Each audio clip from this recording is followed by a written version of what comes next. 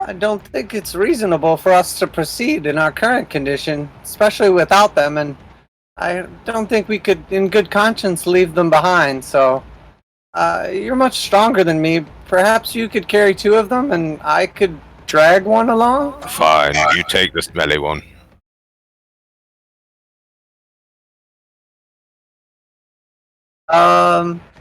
Oh yeah, I don't know if you actually know, Ben, but I have like a weird curse, so I like can't smell things, and I have like a forever runny nose. So Well, you can't smell. I'm not really sure which one's the smelly one. The hairy one over there in the back. Okay, Harry, that's much more reasonable.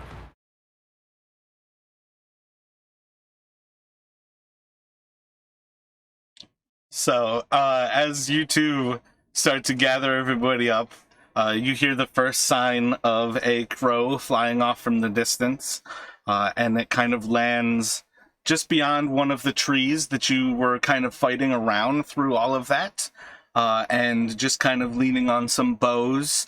It takes a moment before you see as its feathers start to enlargen and it starts to turn into a human. And you see one of the sons of Davian, the youngest of the two sons that you've seen here. And he kind of stops for a moment, looks all over you all, seeing the condition of things. You've done quite well. Are they seriously injured? Can I help? Is there... They seem to be breathing. I'm no doctor though. And as he kind of looks over everything, you see as his eyes pause for a moment as he sees the first druid, I think next to like where Romulus was standing, and the second druid a little bit closer to the actual winery where they were first killed. There were 4 when they came here. This is at least some of them. Can you push on? Are they... And he, like, kind of just, like, pokes at Kavi and sees that she's not conscious. Oh, Yeah, give us a minute. Yes, we're off to a good start. I could proceed, but I'm not sure about this one. do you have magic? Can you... A couple tricks up my sleeve, but far from magic. Yeah, well, you want me to put a quarter out of her ear or something? What? He reaches into a small sack to his side and just kind of, like, looks through the leather for a moment, and he's going to pull out and hand a piece of parchment to Sarkis. And if you open it up, it is a level 3 level of scroll of healing, or prayer of healing.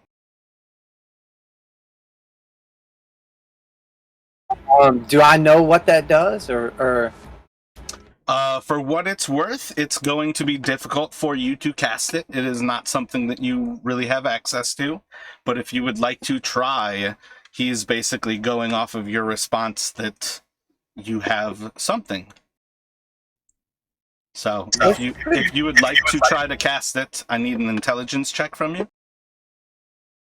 This is quite useful, a valuable resource. Am I meant to use it now? Looks just like paper to me. We have to push forward. If you can stop the druids now, this will be everything. Excellent. Well, I suppose I can give it a shot.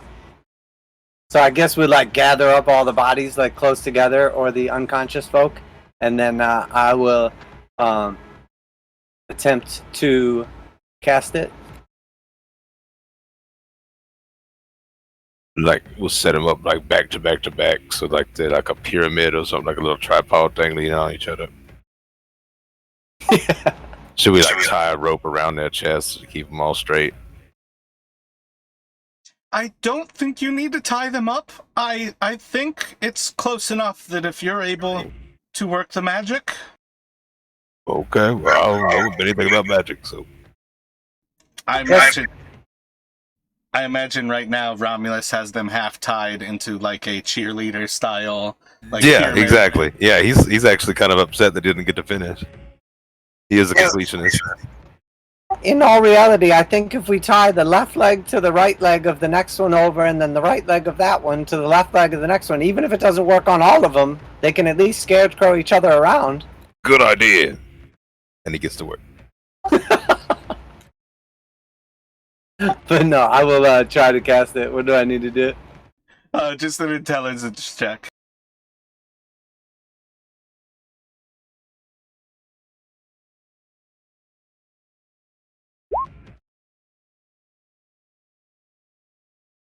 Romulus, what's this word here? The. Te.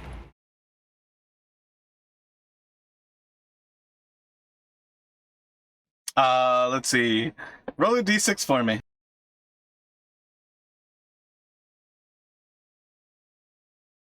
Who? Oh, sorry.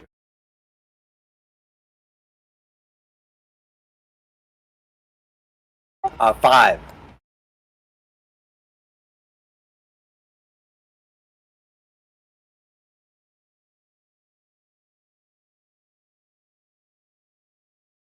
Alrighty.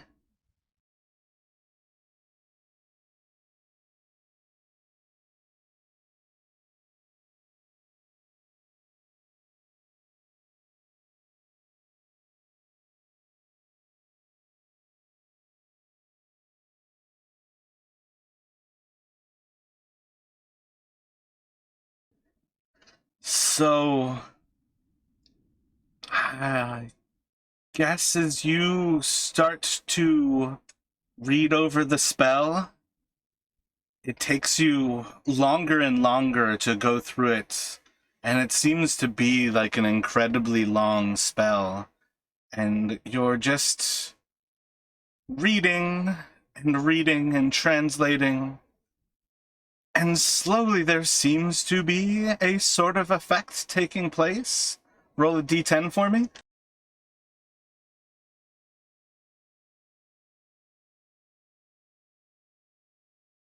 So you spend like 9 minutes going over the spell to where you eventually cast it.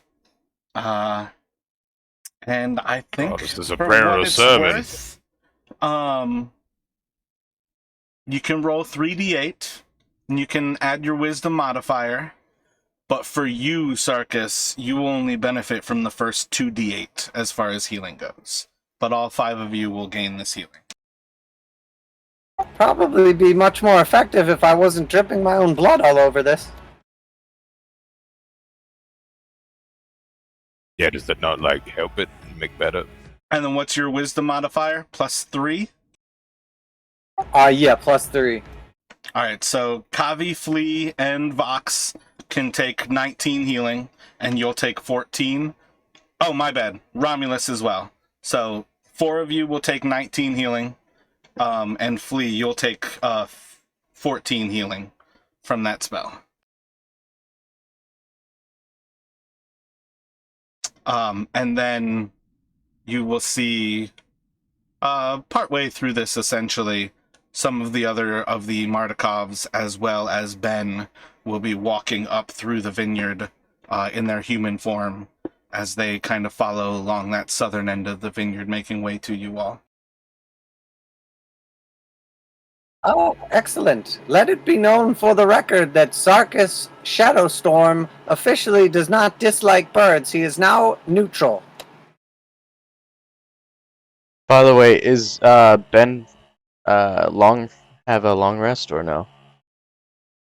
Yes, yep, you would have had a long rest.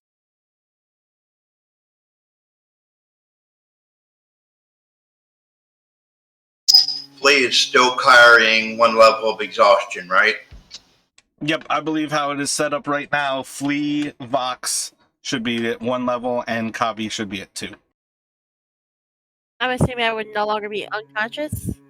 Yep, once you're healed at all, you'll regain your consciousness.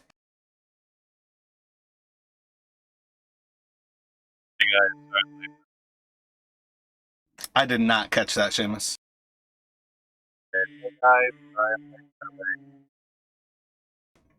Is the mic just a little bit further away from your face?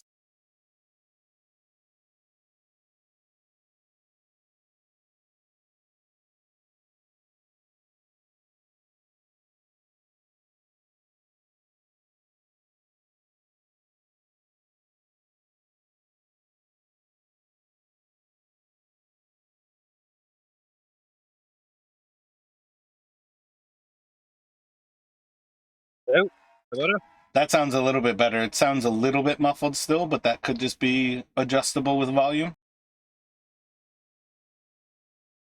Yeah, sorry about that. Every week I have to change it to the headset settings for the microphone. Apologies. Yeah, that one is much better than the last. Yeah, loud Okay. and clear now. Awesome. Well, I was just saying, sorry I'm late, guys.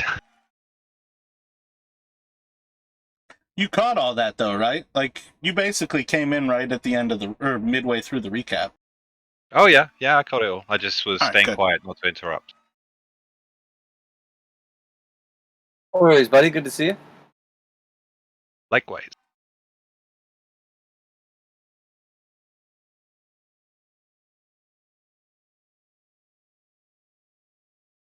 Thanks for the heal. Ben rushes over to the rest of the party and asks if everybody was okay. Please, you have to save our winery. Please do everything that you can. Yeah, about that. We're probably thinking if you're really interested in getting rid of these people, we'll probably just burn the whole place down. That is And then- completely unacceptable. Okay, you're okay with that? Good.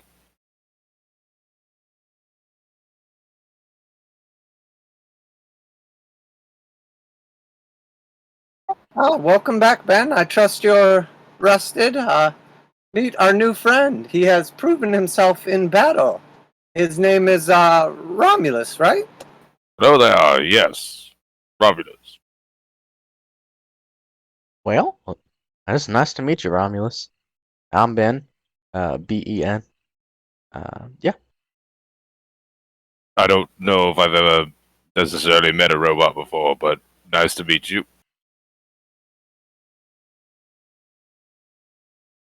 Well, now you have. Nice to meet you too. What are you? I'm a human. What are you? I'm a human and a robot. Yeah. Yep. That's what I am. All right. Well, get back to me when you find out.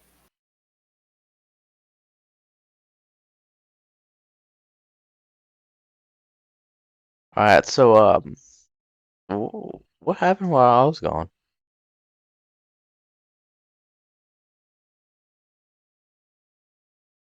Romulus will kind of just point around to all the firewood that is now freshly chopped. Did a little bit of gardening. So, you went into the woods and cut down some wood? No, it was actually convenient. The woods came to us, and we just kind of had to stay there and chop it up as it came by. Ah, okay. It kind of sounds like some little happened earlier, but vines started coming in and out. They.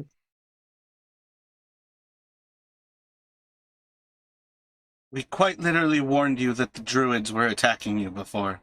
It's the Druids. You have to kill the Druids. Please, kill the Druids. Right. Well, I was telling you we were gonna kill them by burning the place down, but you weren't so excited about that. There is little happiness for the people of Barovia, and we provide wine for everyone. If you take that away from them, there is nothing but the Dark Lord.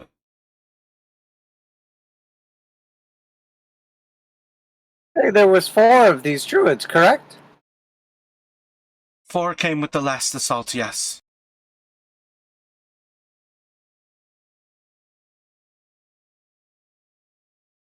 Well, perhaps we can finish them off here.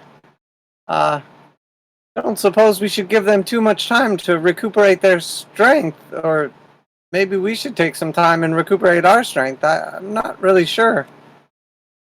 I think the time to attack is now, is the understanding that I get. I did not gift you that so you could rest and talk and chat. I gave it to you so you can save our vineyard, and do it now. Well, we should be able to do it with the help of our friend Ben here. He should be well rested, so perhaps he can carry the burden for the rest of us. Is everyone ready to go? As good as it's gonna be. Ben, I take it you will have some sort of.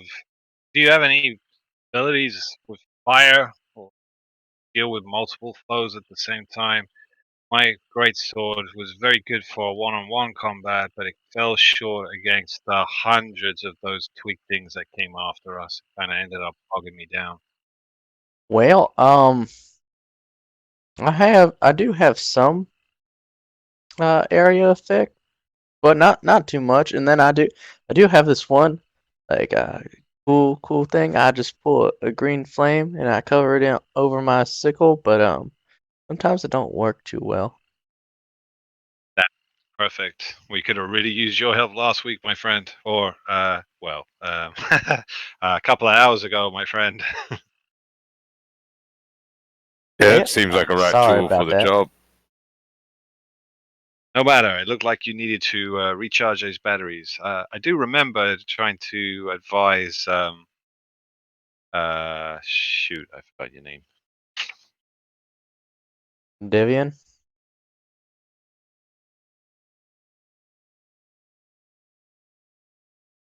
Was it the one who hates tieflings? No, sorry, Romulus. I was trying to remind trying to advise Romulus how to switch you back on. We thought there might be an on-off switch, but it didn't. Yeah, we looked everywhere. We flipped a few switches, though. Yep, Well, didn't really work. well, that might be why I'm a little off today, but we'll flip them right back. Okay. Sounds good to me.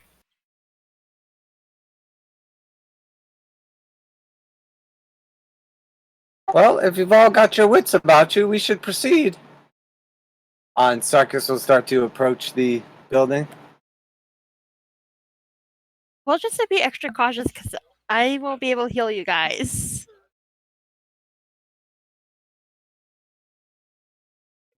Caution will be your ally.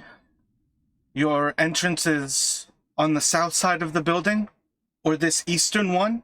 You can take to the building with a little bit more stealth. If you just want to rush in and take it at your charge, if you go through the northwest, into the main gate, you can go underneath where we load all of the wagons with the barrels.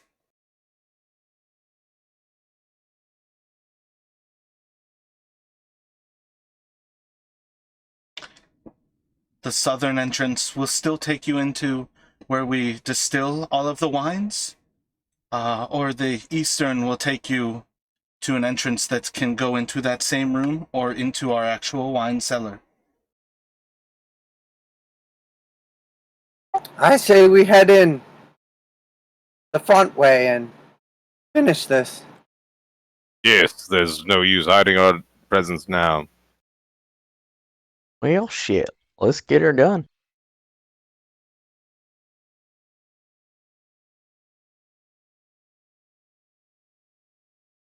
Let's do it.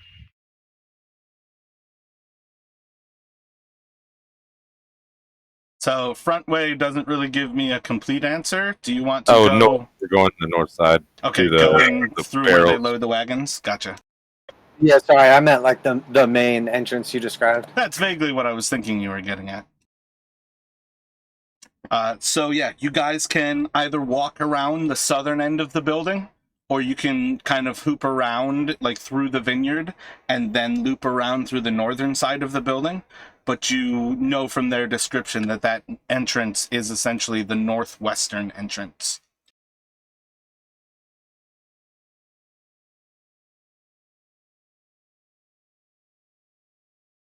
As I walk through the vineyard, is there a way to see if there's like any traps that would notify the druids of our arrival? Like 30 twig blights that were just standing there on the front veranda? Yep. Yeah, I feel like you guys set that trap off. Is there any other traps? So you want to walk north through the vineyard and go around that northern side, basically? Yes, all the while stepping on anything that looks like a trap.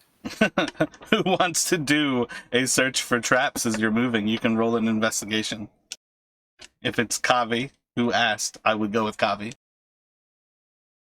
If you're trying to push somebody else forward to tell them to do it, I'm going to need you to tell somebody to do it, Kavi. Lee can do it. I'll do it, but my rolls are acting weird, so just give me a minute to see what's happening. So Kavi and Flea can do it like that, one roll each.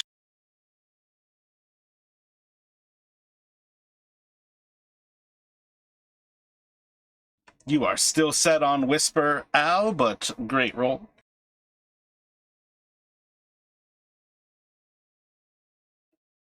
So yeah, you guys are equal on that one. So yeah, as you all kind of push through the rows of the vineyards with little bits of cover with the actual vines growing around you, you're able to kind of go through the open like dirt sections of these lined rows, and doesn't really seem to be any twig growth remaining here. Everything seems to be the actual grapevines growing around you, and then basically tilled and weeded earth. So it seems pretty safe as you cross from the southern side of the vineyard to the north. You will eventually get to the point that you can see the main entrance, like the front entrance, which is like a little stairway up into the front portion of the house that kind of juts out from the winery. And then this is about 15 or 20 feet away from a large turret that seems to be offset from the winery. Coming around that corner, you see another large section that is kind of squared off, and you start to smell very earthen tones of horses, hay, and maybe some pretty dirty stalls as you come across the second little side building that is attached to that, and you can actually hear the first few sounds of one, maybe two horses inside of this little stable here. And you guys can look off from that northern side as you kind of come around a little bit closer to the house and kind of look down, and the backside of the house overlooks another vineyard. And from there, you see that these vines are not growing nearly as well. They are almost all choked, brown, and dying. And the ones that seem to have been growing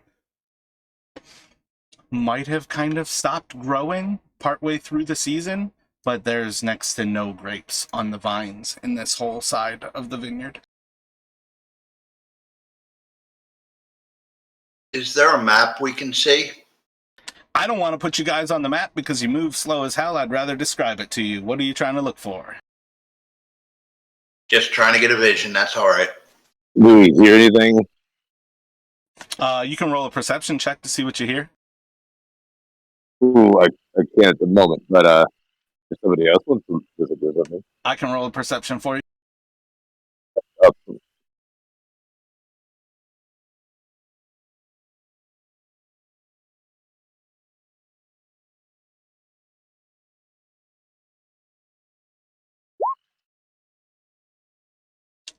With a 7, you're going to hear little more than the actual horses inside of the stable that you're like at that northwestern corner of.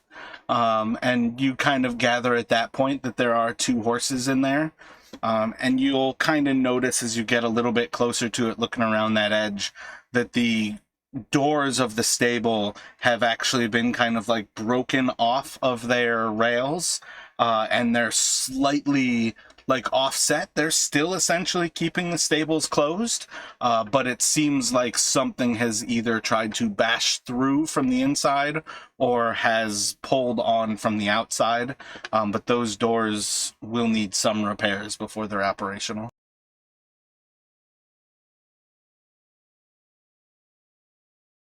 Are they like broken open to where we could pass through, or by operational do you mean like so that we can get through them? The stable itself, it's like barely broke. It's not really like a body size break. It's that they are pulled off of the rails, as if, again, something we're trying to push through from the inside or pull from the outside. But there's only maybe like an inch or two of a gap at the bottom of the doors themselves. Affirmative. What's behind door number 1? Perhaps a couple of you able-bodied humans could find out. Flea will go. Yeah, I'll go open the door. Or attempt to, at least. Ben will go as well. So yeah, it's really just kind of pushing around that corner. So I think probably Romulus do a strength check. If somebody else has athletics athletics check. If somebody else has athletics as a proficiency, you can help him. Yeah, I could do that as well. So I have half proficiency. unless you actually select the proficiency, I think that's going to be where the difference is. But Fox, roll in athletics for me.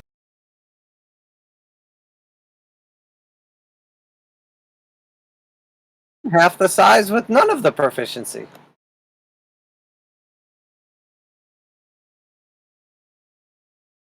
Again, most of that is trying not to take away from people who actually have the proficiency.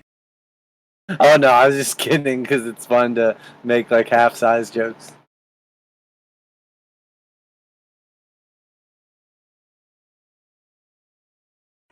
Vox, athletics check.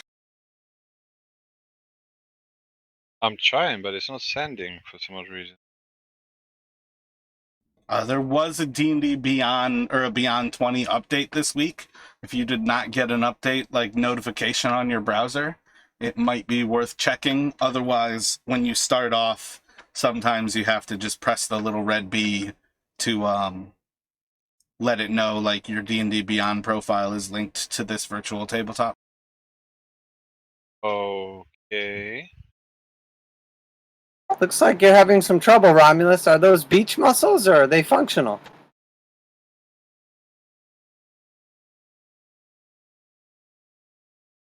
Mostly beach muzzle. So as the two of you pull off on the door, you kind of like do a little bit more damage to it, but they seem to be too damaged to open at this point. Is there if I do just a random roll, see if my see if it's working for me? You can most certainly roll. Can I do the same? You guys can roll whatever you want when you want. If I call for a roll, that's the only time it matters. So as you all round the corner, I think 4 of you are now around that corner. As they moved around, you do see that there is the entrance that he was describing, which is the actual entrance where the wagons are, is just an open kind of garage almost set up. There's no doors blocking the entrance about 20 feet south of the stables.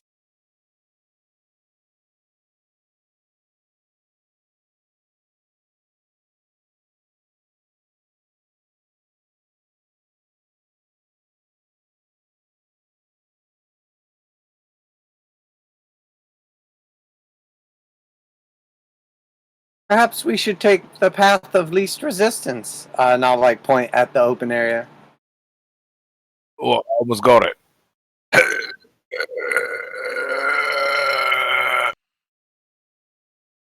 Vox Is that- is still. Go ahead, my bad. No, I was just gonna say Vox is still feeling like pretty shattered from the last battle, but he's gonna pretend like he's like keeping par and make sounds like he's like really pushing hard and really he's got. Hey, are you lifting? Lift it! Lift it! You're not lifting your side! Yeah, of course I am. What are you on your side? We gotta do another shot. Ah! Ah! There, now we're moving it. See, it moved a little bit. You feel that? I saw it. I saw it. What was that noise? I think I just heard a hernia. It's My a bad. ripping sound like Velcro, although it hasn't been invented yet. Could have been my muscles.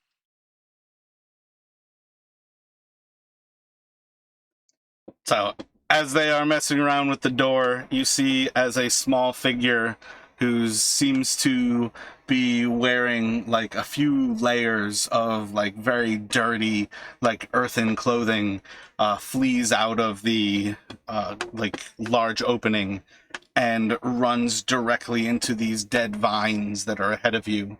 And they're probably now about like 20 feet to the west of where the most southerly person is. Where you think you're going? I'm gonna charge after him and try to cut him off.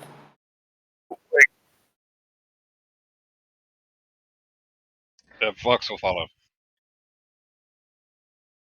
What's everybody else doing? I'm still working on this door, man. I'm committed. I'll go with Sarkis. Leo go as well.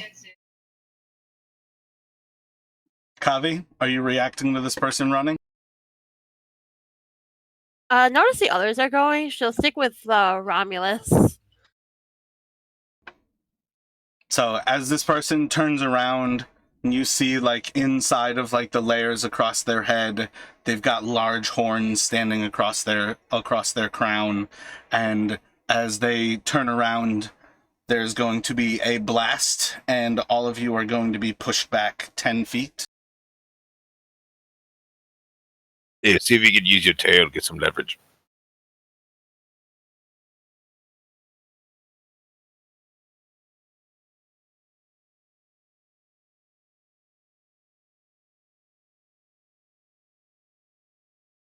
So Oh. you all have your tokens in the south, somewhat east of the map here. If you can select your token and roll initiative.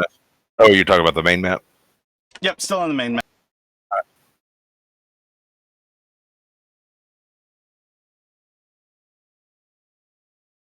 There was quite literally a druid in that room with no doors while you guys were basically having your aneurysms. I almost got it. How do I get rid of the little the avatar circles so I can get to the map?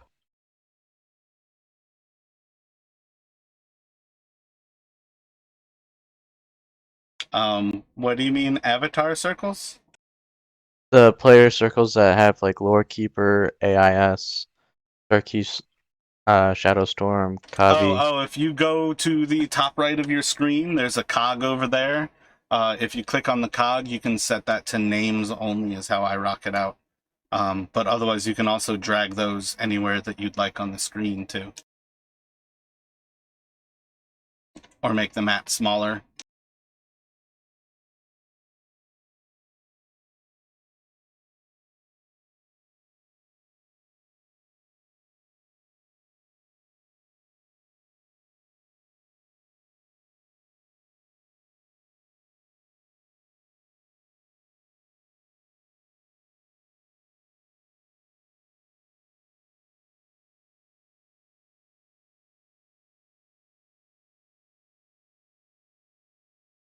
And what is your dexterity with Romulus? Oh, wait, are you still away from your computer? Here, dexterity is a 13.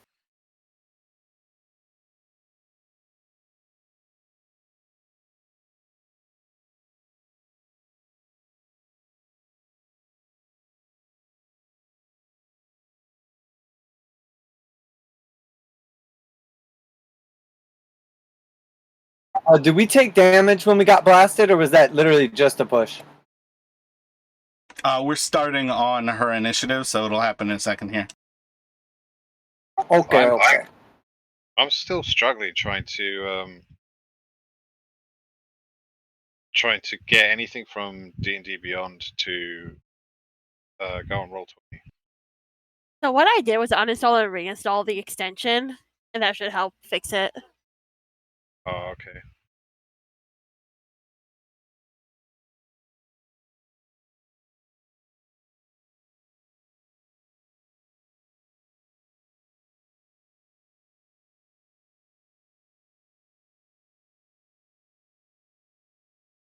Was that 23? No, that was 8 minutes ago.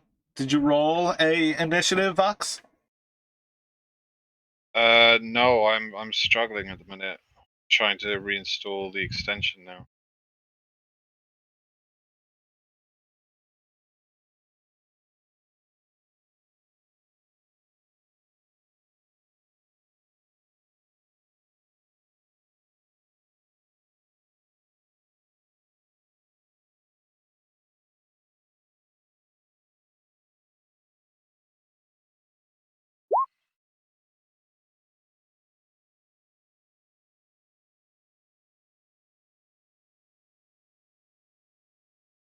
Don't think you can be too sad with that. I rolled a 19 for you.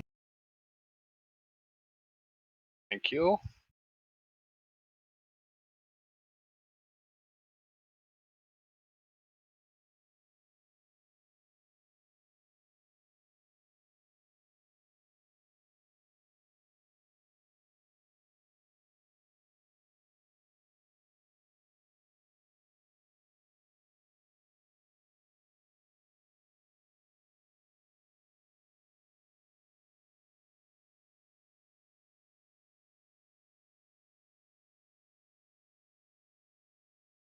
So I believe it's a dexterity save, but I'm bringing up the spell right.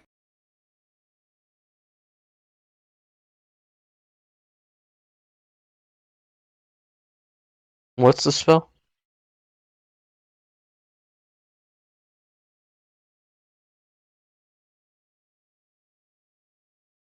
Nope, it's a Constitution save. If everybody can make a con save for me, who was chasing the druid.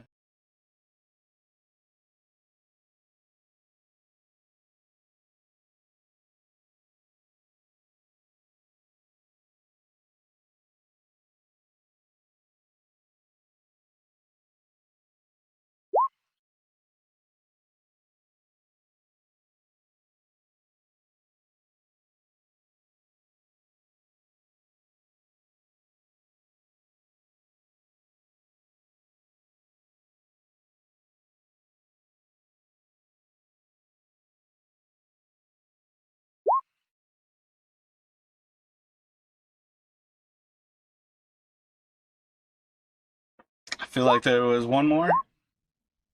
It might be me. I'm still struggling. Well, I rolled for you, so I rolled for you, but we can definitely take your 16. Oh, I rolled. Okay, cool. I didn't think it was working. So right now I've got Sarkis, Ben, and Vox. What was it? Flea. I need a Constitution saving throw from you.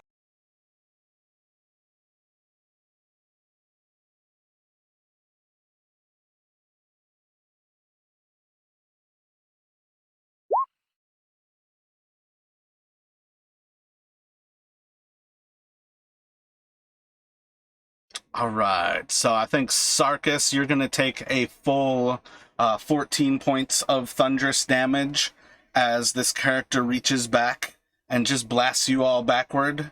And then everybody else will take 7 damage. You will not be pushed back.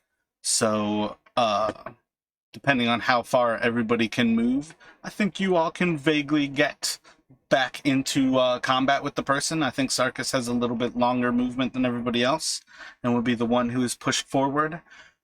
So just kind of in a relative order, what's everybody thinking about doing as this person is running from you and they are yelling out in a language that nobody understands?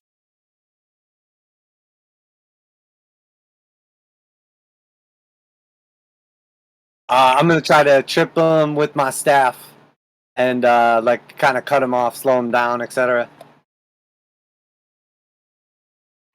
Do you have an actual like trip attack? Isn't that one of the like way of the open hands? I feel like. Oh no, I don't have like a special ability. Yeah, so I think that'll be a grapple. Oh yeah, I just meant I was gonna like swing my staff at their knees. Sorry, I didn't realize what you were saying there. My bad. Lee wants to use his short bow when it's his turn. Just I want you guys to do the attacks right here. So take your shot with your short bow.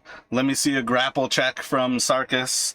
Like I want everybody to. I would like to do my chill touch. Roll a chill touch. Like you don't have to tell me. Let me see them.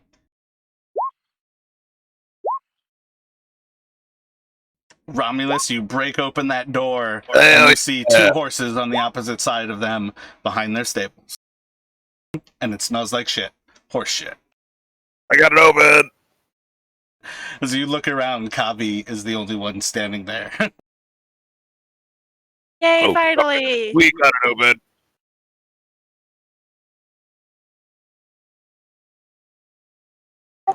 So what do I do for a grapple check? I really am just trying to attack the druid. I wasn't going. If you're just trying to do an attack, you just roll your normal attack then. Just trying to like kneecap him with my quarterstaff. Okay, and then I'm gonna try to like punch it in the back of the leg or something too. Yeah, I was sending out a chill touch to try and like punch him in the face with the.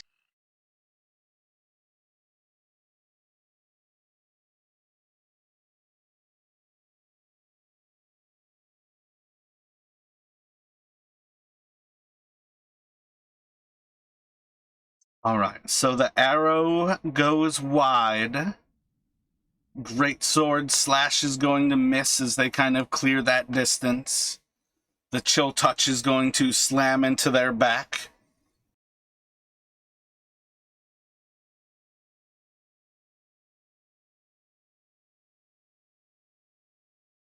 And then Sarkis, you'll connect with your fists, but just kind of like missing their feet as they're running.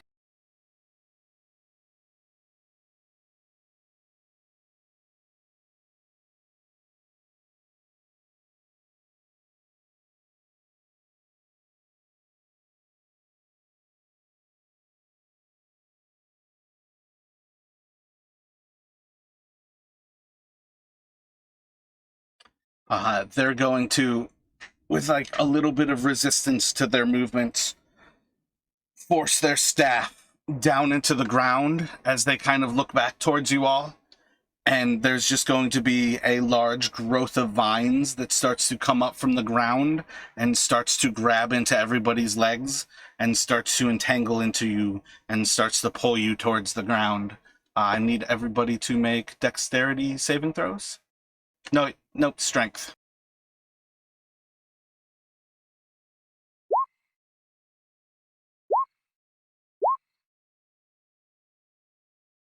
The mightiest of nat ones.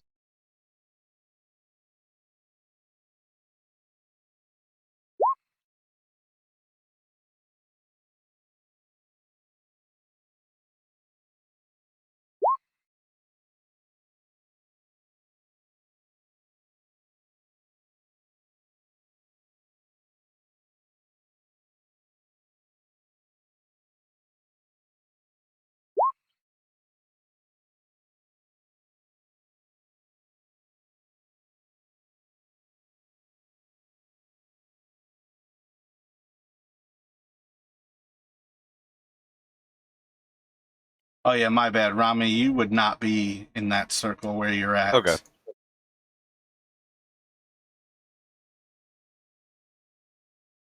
So it looks like Sarkis will be entangled. Vox will be entangled. I think she got them all. Nano and Flea. Yeah, so all of you are just going to be pulled to the ground, entangled and restrained. And they're going to continue on running.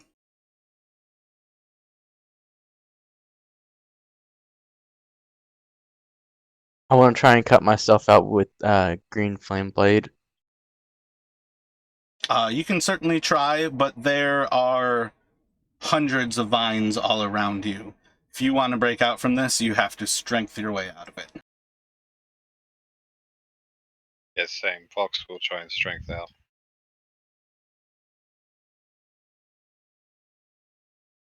another nope. Are we like? I know you said we're grappled and restrained. Are we able to still attack at ranged? Most certainly. The time to flee is past. And I'm gonna pull out my dart gun, my little blowgun, and I'm gonna try to launch a dart at it. Range attacks are just at disadvantage as you're restrained here, but roll that attack.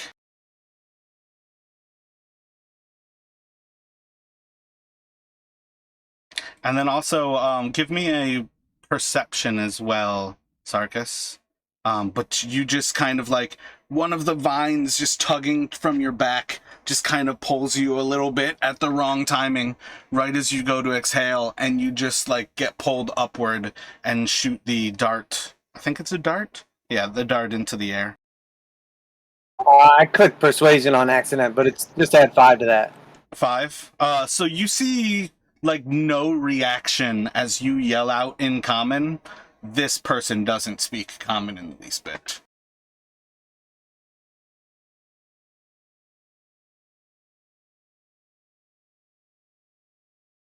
So Vox tried to break out, Nano tried to break out. I feel like Flea, that was your save. Are you going to try to break free from the vines, or are you shooting again, Flea? I'm going to break free.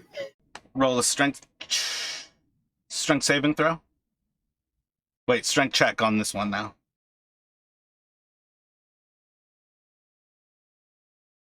And then Kavi and Rami, you would notice after Romulus broke off the doors, that the others have basically run from you and are now being like wrapped up in vines.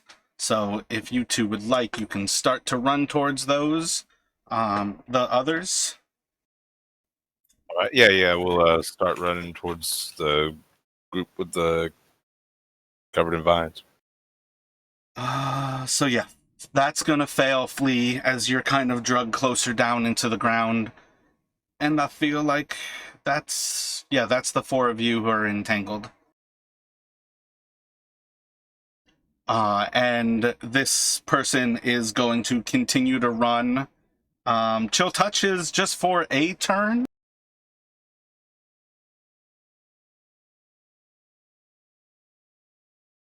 I believe so. So their speed is going to almost triple in how fast they are running away. And they will be about 80 feet or so in front of everybody.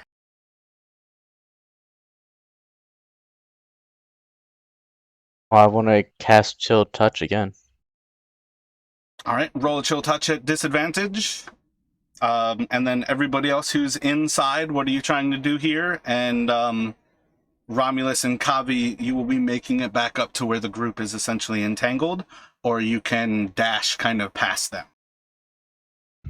Fox is going to try and break free again.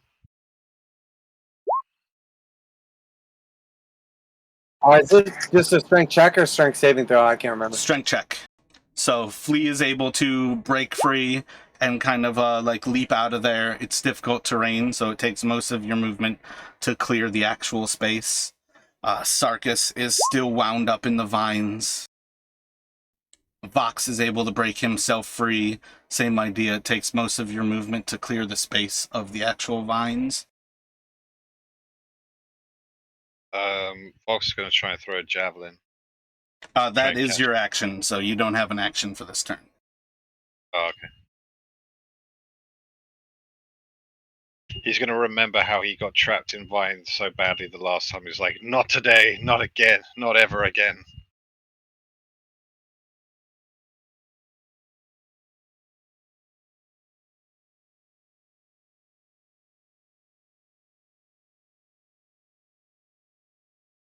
So, Romulus, do you want to run after this person, or are you trying to help people?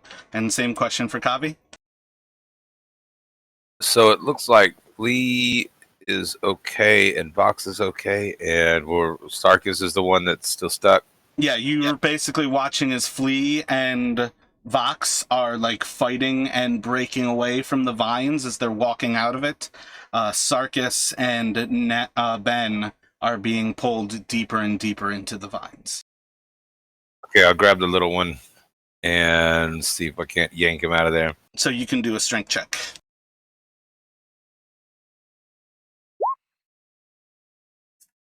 You start to pull away from the vines, but they seem to just have way too strong of a grip on him.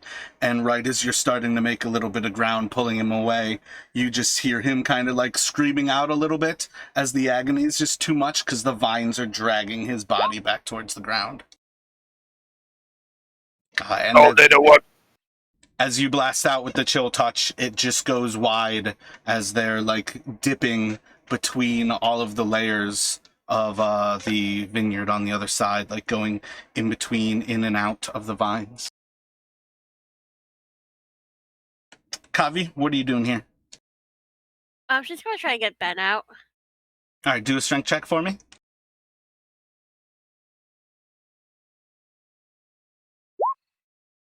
You are able to tear them away. Ben has no strength. Thank you, Kavi. Thank you kindly. So this person is about to make it into the woods, and they are fleeing at a full pace. What is everybody doing for your last chance to stop this person? Short bow. How far away is he at this point? 80 feet. Box will get into 30 feet range and probably throw a javelin. So that'll be disadvantage. Still disadvantage. If you run 30 feet towards them and throw a javelin, you're going to be at 50 feet. And a javelin is 20-60. Oh, okay. Wait, how far away are they? 80 feet away. Okay, I want to run up 30 feet and then cast Toll of the Dead to try and disrupt their, what is it? Throw them off balance, basically, by the ringing of the bells.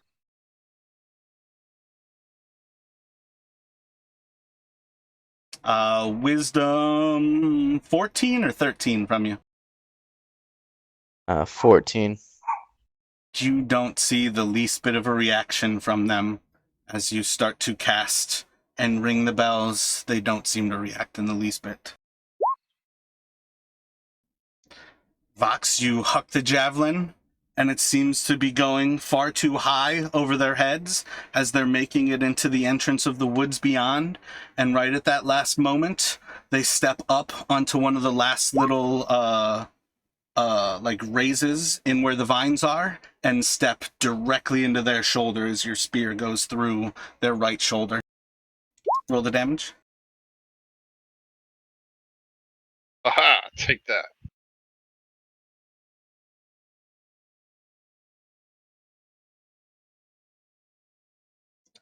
Rami, I don't actually have anybody else who is still stuck. Oh, so there's no more.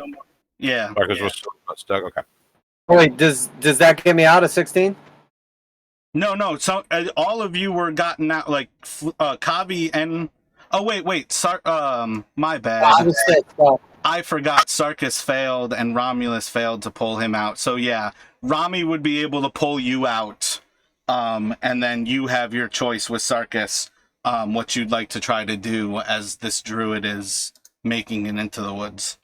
Okay, if he pulls me out, then I will just, if I run forward 35 feet, I'm still going to be, 45 feet away? Yeah. Okay, I'm going to, pull out my dart gun one more time and say, our final hope! And, already huffing and puffing for breath, I'm going to try to launch one at him. Disadvantage, obviously.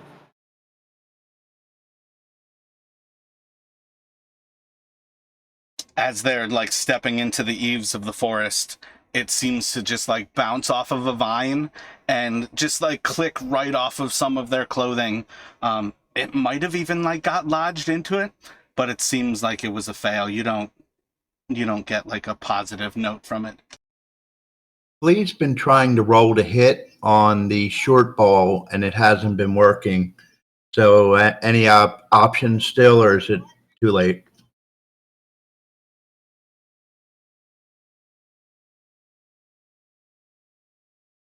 You can do it, Flea. Aim small, miss small.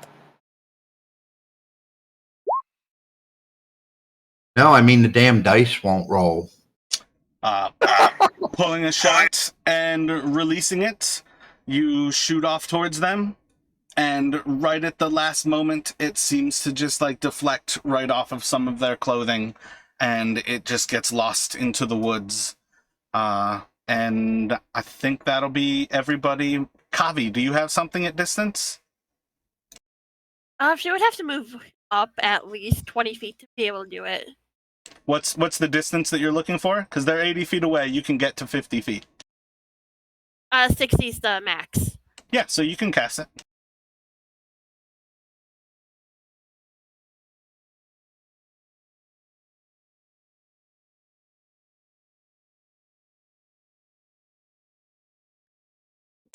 And as you speak, what kind of mockery are you doing? She's more or less cursing the damn vines again, but directing them at her. You don't see any response. Again, a little bit more evidence. This person does not speak common.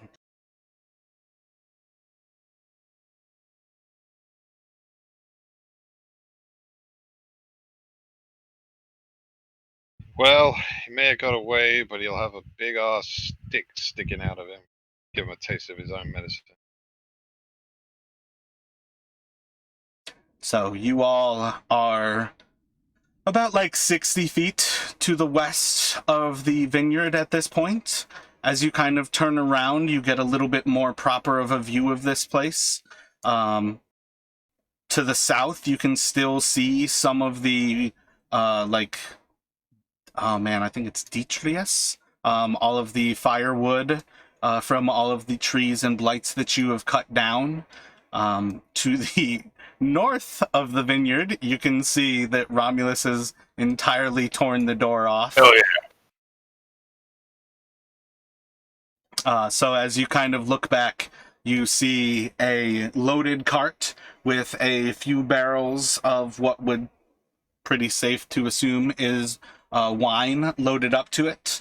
You can see the two horses. One of them is like a black horse and the other one is spotted white with like little gray patches on it. And then you see a large veranda with a few very large wooden vats. 3 of these on the southern side, as well as another entrance into the building between the like wagon and the vats that are on the south side.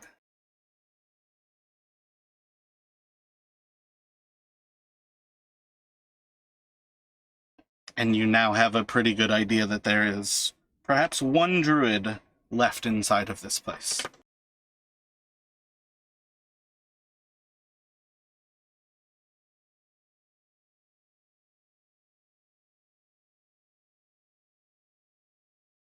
We'll watch our backs, but we can presume there's at least 1 remaining. And I'm just gonna like stay like half behind everybody that's larger than me, so that I can't be a target. You're in pretty rough shape now, right? I'm exactly back to my 4 hit points I started with before the healing. Oh wow. Vox will use his remaining should I use that? I've got 3 lay on hands left I could use, but it could be useful to get someone back up if we might bind. As Vox like approaches me, I'll hold my hand up and like stop, and they can be better utilized if need be. I'll be all right for now. Okay, friend, but if you go down, I got you. Understood. Which entrance do we approach from? We don't want this little bugger escaping us like the last one.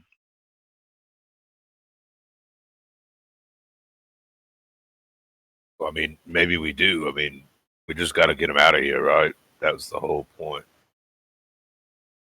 True, but we don't want him to come back again in force either. Well, maybe too late for that. Might as well just go on and say, hey, we cleared it out, get a reward, and get out of here. Say, something's been bothering me. What would druids do with wine anyway? Like, do they drink it? Do any of these wine barrels look tapped? At least what I can see. Like moving up to the wagon and taking a look at it. If you move up to the wagon and you actually take a look at some of those, and kind of like put like any little bit of effort into moving them, those are very heavy barrels. Well, I mean, does it look like they have like a layer of dust over them, like they've been sitting here for a while, or is it something like they've had an operation that we just trampled over? From what it looks like, those barrels have been recently loaded onto the wagon and are perhaps like ready to go to be delivered. I guess I could have hid that behind an intelligence check, but I think it's pretty safe to say there's not really dust. There's not really anything to that. And I think it's been 3 days, basically, since the Druids came here. Oh, okay. All right. So it wouldn't have been that long anyway. So, all right. If I could kind of just linger around on like that southwest portion of like the cart area outside, I just want to kind of watch and make sure nobody's like fleeing out the back door. Yeah, so like while you all were walking up to it, you would have seen that there's a large double door on the very southern portion, and then there's stairs leading up to a regular kind of, 5x3 door to the west that is directly south of the wagons that Romulus would have headed to there. So there's kind of like 4 exit points on this side. As Romulus goes into the area with the wagons, there's a patio kind of setup where it's almost like a raised platform that's about 3.5, 4 feet high, and you can actually see that the barrels can be rolled almost directly into the cart. Like with that initial level of 3 they can basically be rolled into the cart from that level, and there are 2 doors on the southern side of that southeast corner and one on the eastern side of that southeast corner. But those 2 doors are just like directly catty-corner to themselves. So which door are you watching for, Sarkis? I assume that you are essentially on like the outside edge by the stair and you're watching the back. Yeah, I'm gonna stay like over there, but like kind of keep away from those bushes because I don't trust those fuckers.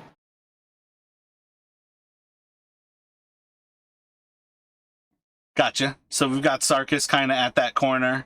Romulus is kind of inside, like on the ground, checking the barrels. What's everybody else doing?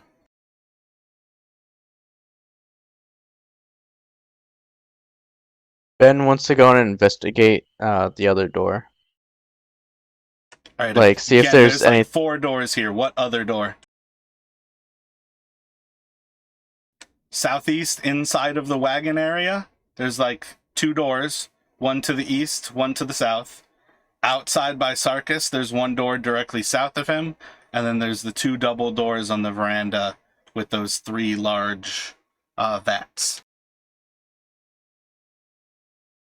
Probably, he wants to check the doors going inside, probably to the east. Alrighty, so you can do a perception check. Which one are you checking for? The one at the top corner. I want to say, As much as possible, whenever you guys are describing stuff, cardinal directions are clutch. Like, on the top side, there's a small window in this place that's, like, very much like that old school kind of, like almost like beer goggles kind of glass, where you can see light coming through that window, but you can't actually make anything out of it. It's really just like a light source. And then the doors are on the southeast side of that room.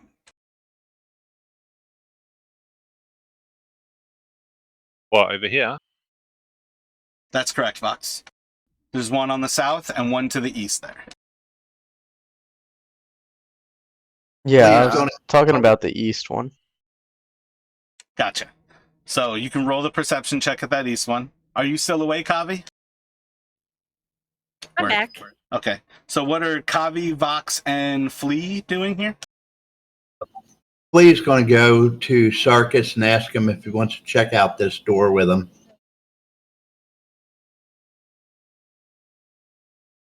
So what are you saying to Sarkis?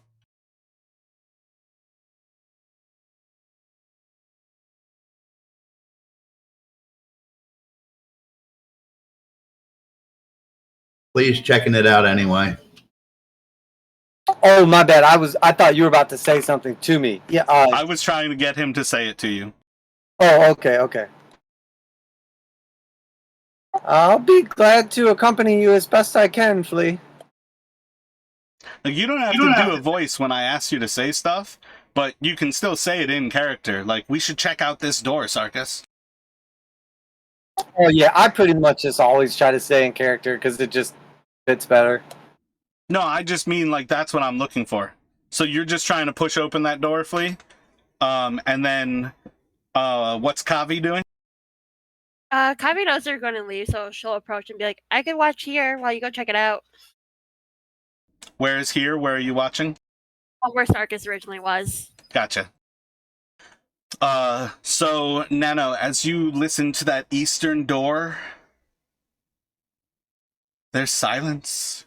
Doesn't really seem to be anything going on inside of there. And then, Flea, you can bash open that door, and as you kind of look around, you see a lot of different pieces of wood. They all seem to be pretty uniform, like kind of thin, about 3 inches wide and about 3 feet long, maybe like a 1/4 inch thick. And there's a few workbenches inside of there, a few chairs, and a few pieces of like very narrow banded metal that is maybe about 3.5 feet long. Sounds like a cooper shop. It is indeed a cooper's shop. And inside of that room, there's another set of double doors on the south side of the room. I'm going to wave Sarkis on and go check out the other doors. I'll nod back at him and just follow like at a close distance. Not too close, though. Maybe like 10 feet back.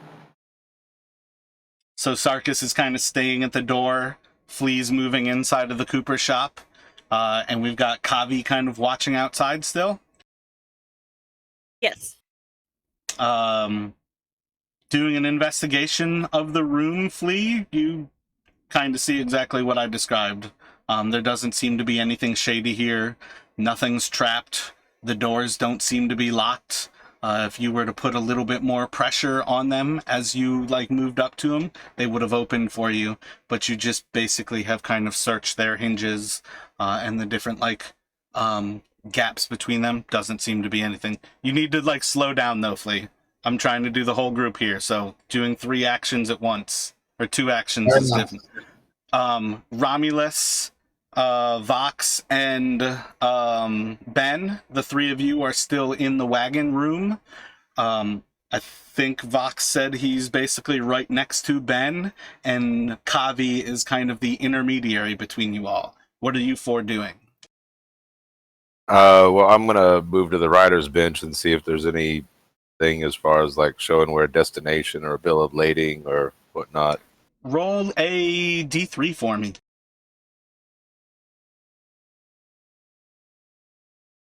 Three?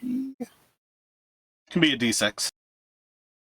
Okay, I can do that. Anytime it's like an odd die, it's just \R space 1D3. You can make a Yeah, die I any was number. looking for it on the toolbar, but Yeah, my bad. I do that shit on a regular basis where I just call out a specific number. Let's see, 3.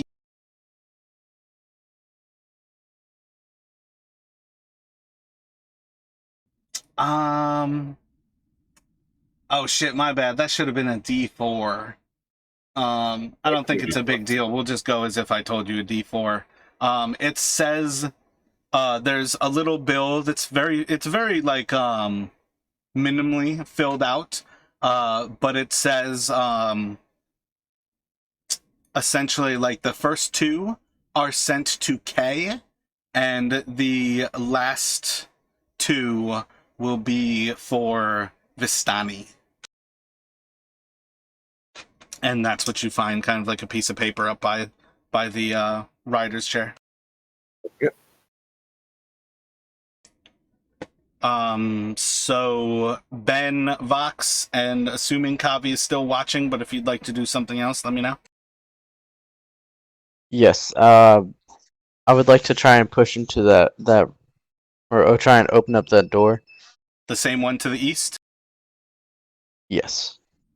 So as you go to open the door, you see another set of double doors kind of 10 feet away from you to the south. And then there seems to be a spiral of stone ahead of you in the turret. And it doesn't really make sense at first because it's absolutely smooth stone. It's not stairs, but that turret spirals. And it seems to go through this level. Like there's a level above and there's a level below you. Would we? Hey y'all.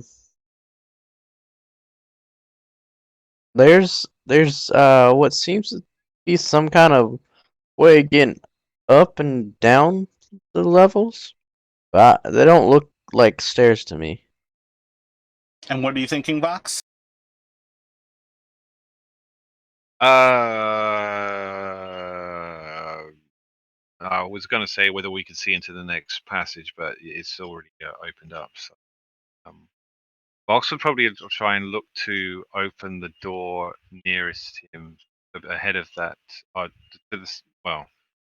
to his direct west, kind of south, in this passageway,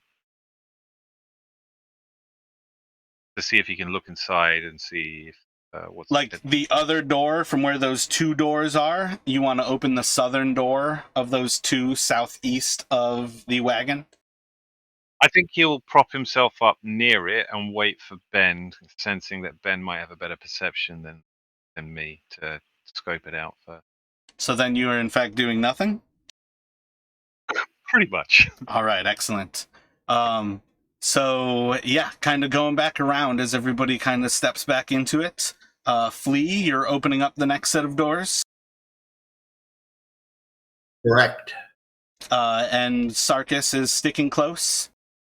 Yeah, I'll just sort of like scurry back and like peep outside and make sure nobody's like running away, and then I'll come back real quick and cover Flea.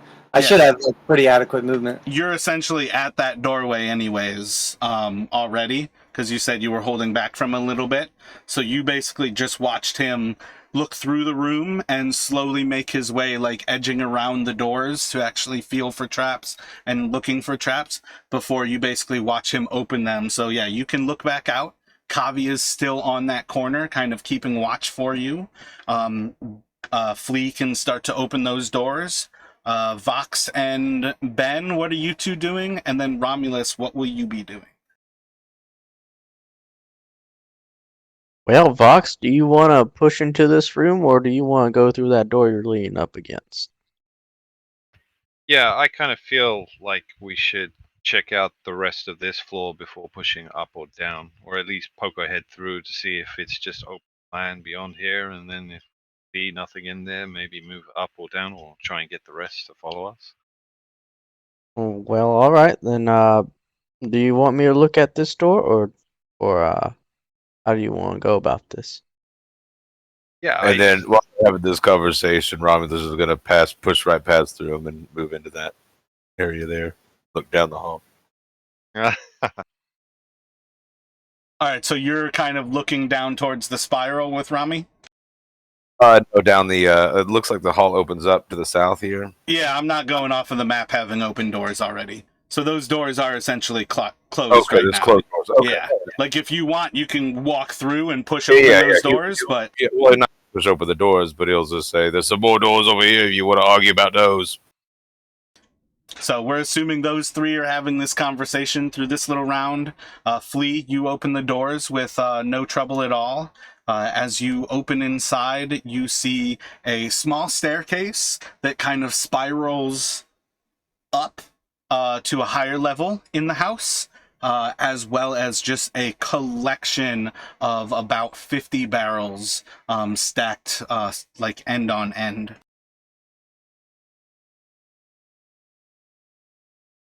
Marcus, jackpot.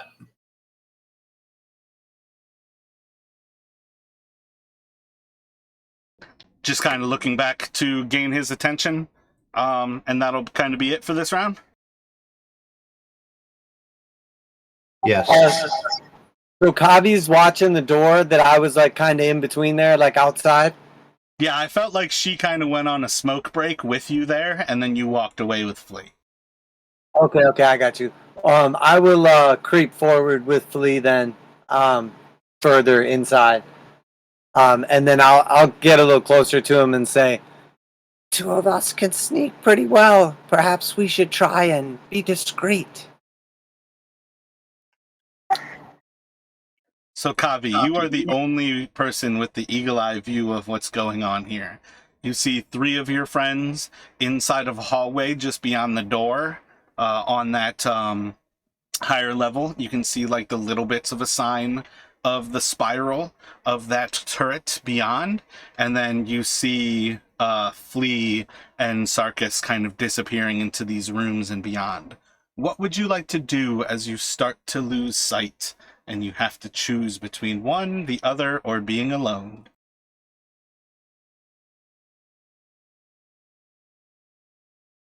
She goes with the 3.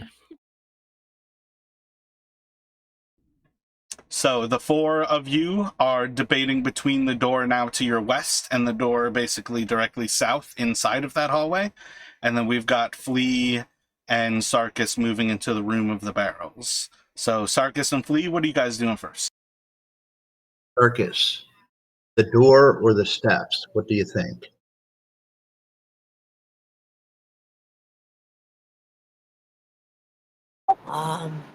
Can we tell to the steps? They look like they lead up, right? Yep, the steps over there are definitely, they're quite narrow. They're pretty ununiform, but they only go up from where you're at. You are at the bottom landing. Oh, I thought down. I'm sorry. And then it's a double set of doors to the east of you. Okay. I will say to Flea as quiet as possible. Let's try and sneak up the stairs unnoticed. Let's go.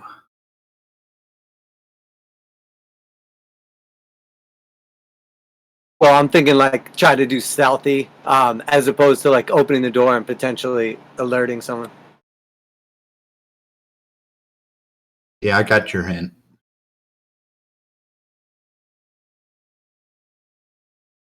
And Romulus would turn to our group and say, "Let's crash through both of these doors so we can get all the attention."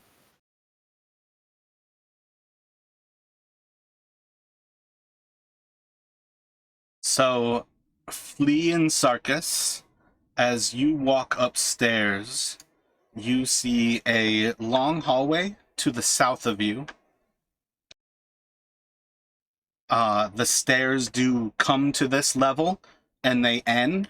There's basically a stone wall to the east of you, and then it's like stone walls to the west of you.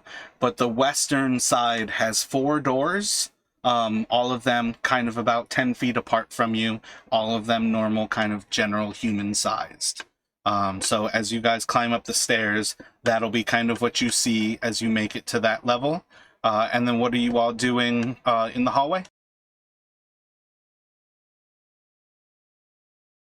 I really think we should check out this room to the south.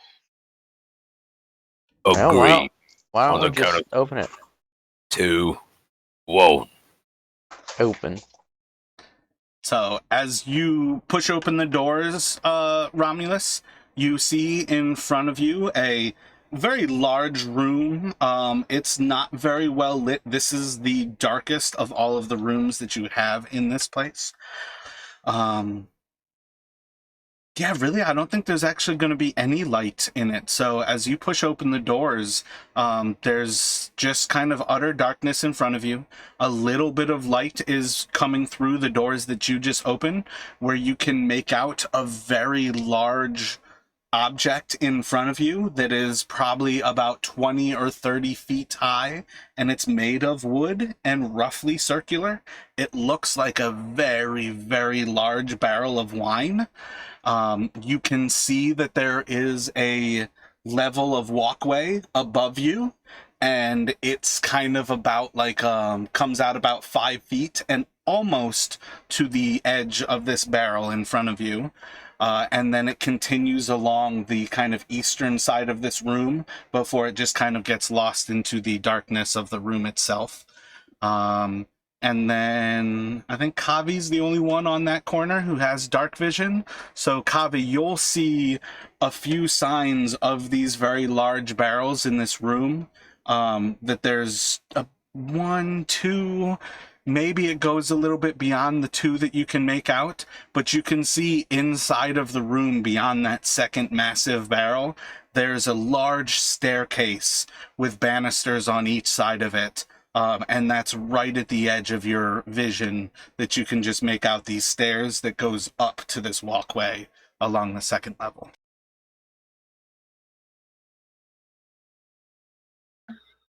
She'll tell the group about the stairs, but she'll also light a torch. So as you light the torch, the room kind of comes to, and you start to see, everybody will be able to see the 2 large vats for maturing the wine itself. And they'll be able to see, I hate that vat's already broken, how I reveal it like that. But you guys don't notice that right off the bat. And Kavi, you'll see that there's another 2 vats south of the stairs themselves. And it's probably just kind of inside of view where you can see a little bit of color difference, that there's wall and then likely doors along the southern side, and there's 2 of those.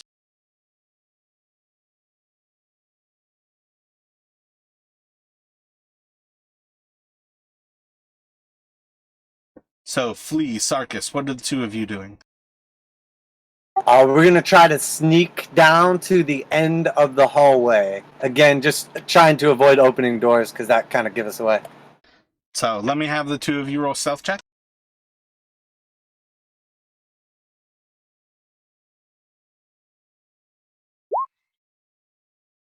You underestimate my sneakiness.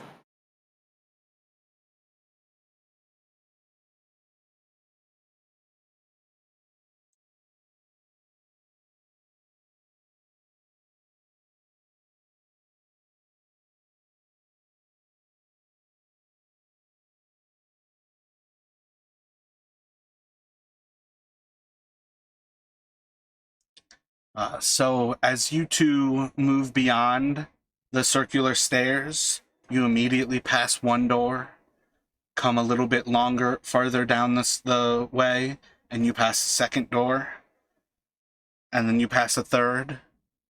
And as you get towards the end of the hall and you start to see that the hall actually turns and starts to move to the east, you notice that the door to the west of you is cracked and it's open.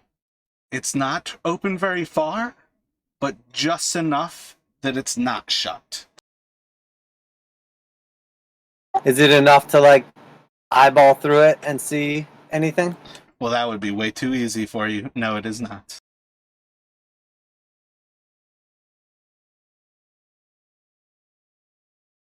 And which door was that one? That's the one at the end of the hall? Yep, it's the 4th door as you get to the southern end of the hall. Is there any light in that room? Again, this is another one of those things where there's a few of those windows that you can't really see through the window, but light is coming in from the window.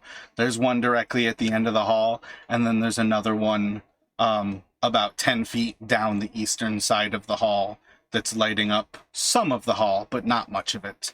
And you're relatively sure there's another turret at the end of that hall to the east. I'm just going to shrug at Sarkis in a kind of "what do you think" way. I'm gonna do like the hand motion, like shoe, like we should keep moving forward and ignore the doors. I'll give a thumbs up. So you all busting into the main vat room. What are you doing? Well, I kind of want to push. I heard I want to push.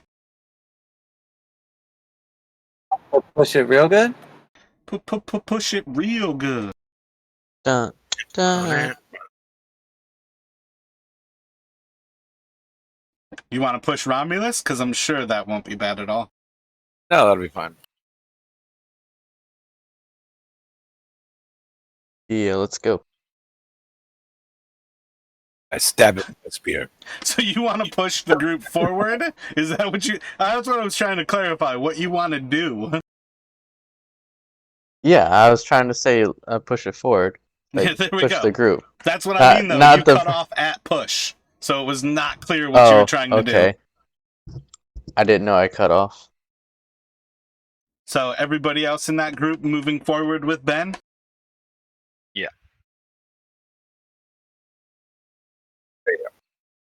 Y'all just like walking, running, trying to sneak? What are you doing? I guess I'm being pushed. Kami makes their way more towards the center of the room so they can see more of it, such as the doors. So as you all move a little bit further in, you notice that there is a doorway underneath the stairs, underneath the walkway. As you get more towards like the western side of the room, Kavi, approaching the stairs, the light actually starts to cast up to the higher level, and you see that there's basically kind of like a U-shaped walkway around the northern, the eastern, and the southern side of this room. And it's essentially leveled with all of these vats at about 20-25 feet high. And on the southern side of this room, there are two doors along the stone wall. There are two doors like all the others. And then you get a close look that kind of confirms for you that you're basically standing next to a door that leads out to the veranda. And then there's the double doors that actually are like the entrance to the veranda that you would have kind of seen when you were first reapproaching the winery. Are the doors to the south on the second level or the first level? All of what you guys see on this map is first level. So like those barrels along the ground underneath the walkway, those are doors on the ground level underneath the walkway. You do see that the southern side of the walkway does have a little bit of a stair up to a little bit higher of a level, almost directly south of where you would be standing next to the main stairway. So the dash line is just like to indicate there's a second level, but we don't see what exactly what's in it. Exactly. If you're inside of the outline, you're underneath the level above you, whereas the vats and like that one row to the west of them is all like a much higher ceiling. Right. Just want to make sure that I wasn't like mistaking anything. Yeah, and as you kind of like are looking around for that and your eyes wander a little bit towards the ceiling, you would spot that there are a bunch of ravens. I can't keep track of whether I keep saying ravens or crows at any given point, but there's a bunch of ravens that seem to be roosting along the rafters of this room.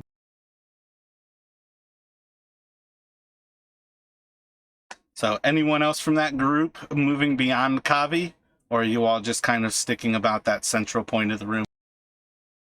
I think Vox would want to try and get to the southeastern point, but knowing that he might get out of light, he might light a torch himself as he's doing.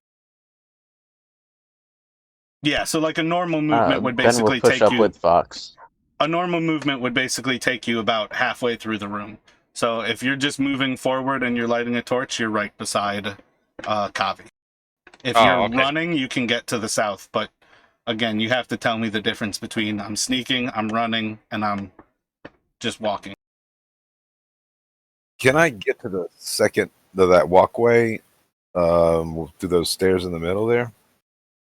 Yeah, if you go for the stairs, you can certainly start to make your way towards the higher level. Yeah, I'll take my way up to the higher level just to kind of get an bird's eye view of what's going on in the room. So I think at that point, you all are basically at the base of the stairs, basically. So let's I guess really it does kind of make sense to continue on twice, but I think it's better this way. Flea, Sarkis, what are the two of you doing as you kind of like round that corner and you're looking down that hall? The light kind of gives out from the windows. There's like two windows in this hallway that are giving the light that exists here. And as you kind of round the corner, you would see that there is a door to the north of you.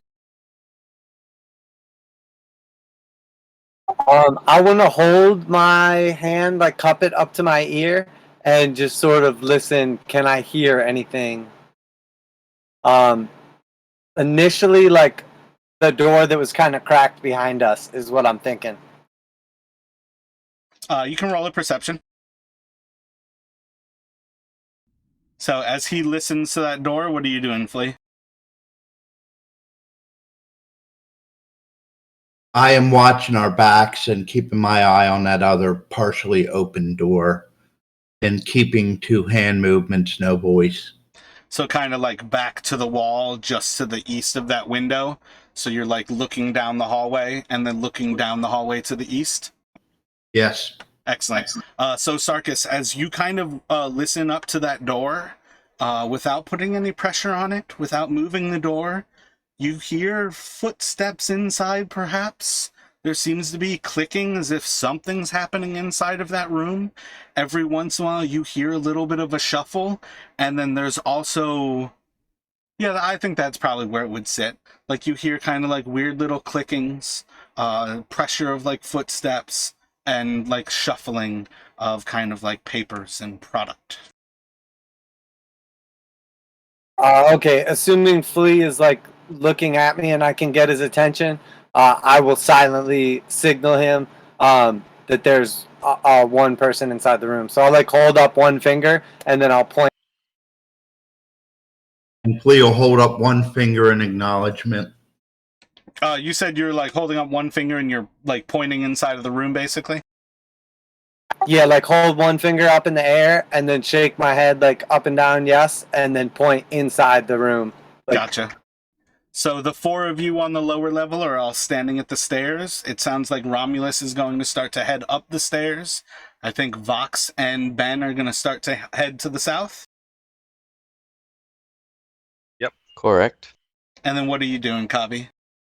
And I think Vox, you said you're lighting a torch, or you lit a torch last turn?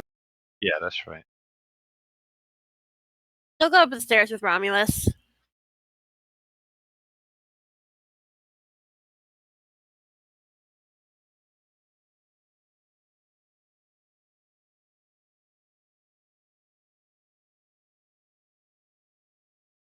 Ben, are you on the second level right now? Or are you still looking at the lowest level? Damn it, Romulus. I'm on the lower level, I guess. Word. I failed to drag. Give me 1 second.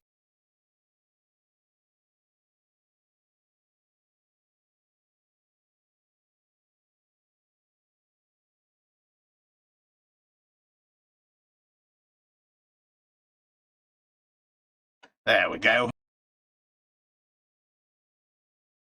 Alrighty, so Vox and Ben, what are you two doing?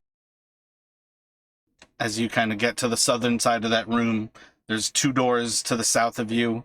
One's like directly south and one's a little bit to the east of you to the south.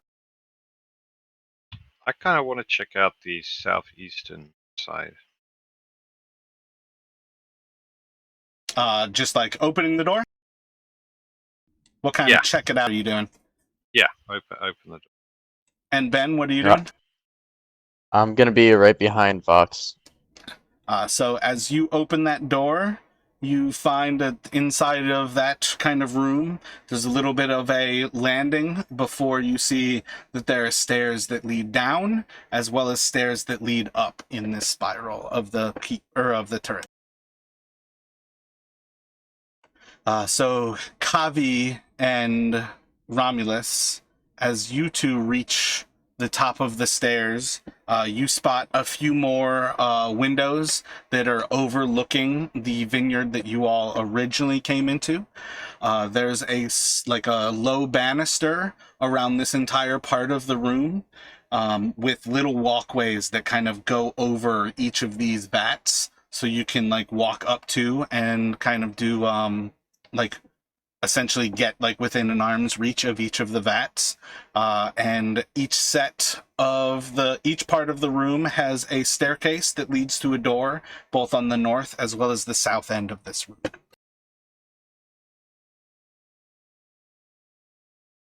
Full of wine. It truly is a warrior's paradise. Ha ha. Well, are we going to go north or south?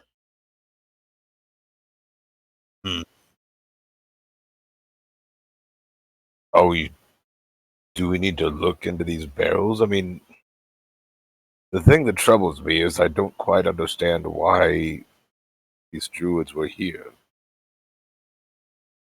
But maybe that's just because I do not know anything of this place. Well, we could check the barrels. But I mean, there's no defensible fortification here. So there must have been some other reason for taking this location. Strategic. Maybe they wanted the grapes. Or the wine. Have we tried the wine? Is it pretty good? So at this point, we'll go back to Flea and Sarkis. Did we hear any of the voices? I think for what it's worth, it's probably easiest to say that yes, you can hear the two of them having a conversation on the other side of this room. Oh, wait. So we get the idea that the sound we heard was actually them? No, what I'm saying is like you would pick up a little bit of conversation from like that northern door that's basically like just north of Flea. Essentially where you guys are right now, Flea would kind of be standing here and Sarkis would kind of be on the western side of him. So Flea would have a pretty good just kind of like passive chance to hear that little bit of conversation, and it would probably be just enough that you could make out that Kavi is having a conversation on the other side of that door. Oh, okay. On the other side of the door that's like north east of Flea right there? Yeah. And that's purely because the way I did it once I brought Romulus and Kavi up to the second level, I had to reveal part of your map. No, that makes sense. Okay. I don't know if this is actually possible or not, but can I try to like silently open the door into the room, like the one that's already cracked? Most certainly. You pretty much have Flea's attention still at this point. So I would say at that point, let me hear what Flea is thinking as you're basically hearing Kavi's voice coming from likely that door. And you're watching as Sarkis basically told you there's one person behind this door, and then he's starting to open it. What are you doing, Flea? I'll give him the nod and follow. All right, so let me have, I think at this point we can just do a stealth check as you're opening the door.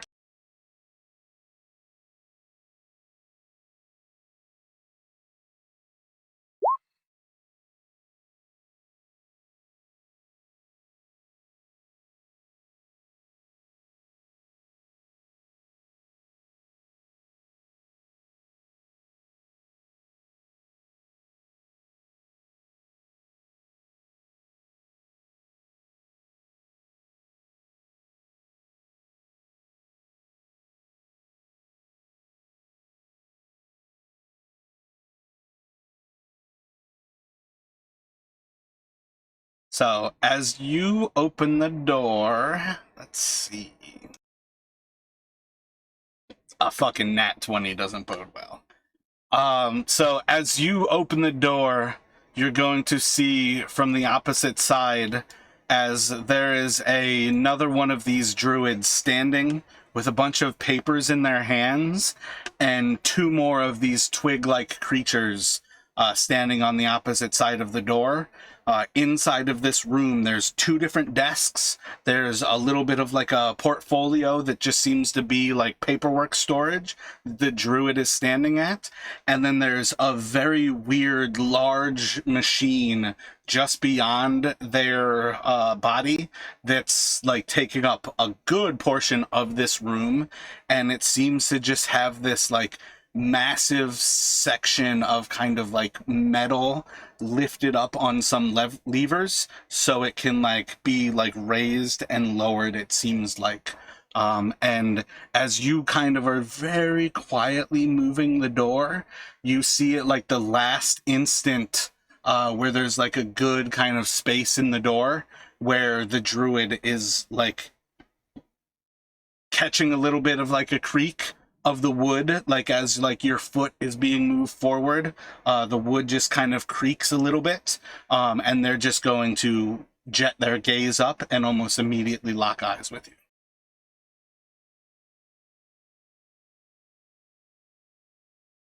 Okay, I'm gonna just yell out, "Here they are!" And then I'm gonna just dip right back around the corner. So let me get a performance from you and a perception from everybody but Flea.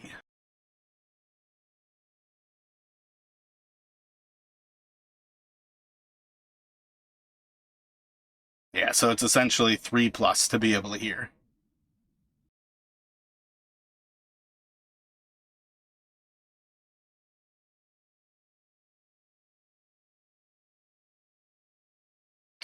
Alrighty, so coming up in this moment, Kavi and Romulus, you are basically at the top of those stairs, and you kind of hear from that southwestern area of this room the sound of Sarkis yelling out for assistance. Vox and Ben, you hear from like echoing through the stonework. Ooh, that's a good question. Yeah, I think Vox would be somewhat unclear whether they're below or whether they're above you, but Ben, you 100% hear the sound of their voices is coming from above you in this spiral of stairs. So let's see. We will take this to initiative. And for right now, let me just have Sarkis and I guess fuck it. I guess it's got to be everybody. So let me have everybody roll initiative.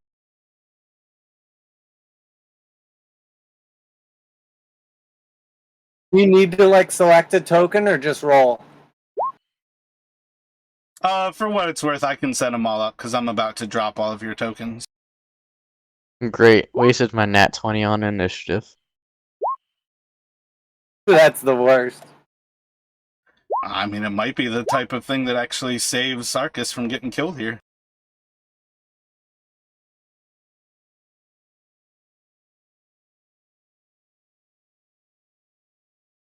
Only fate will decide. Fate, mate.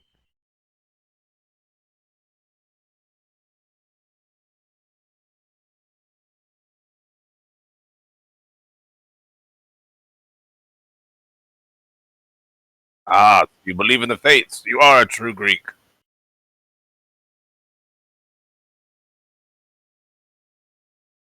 Well, I'm from the west, so you know, no fate, no schmate.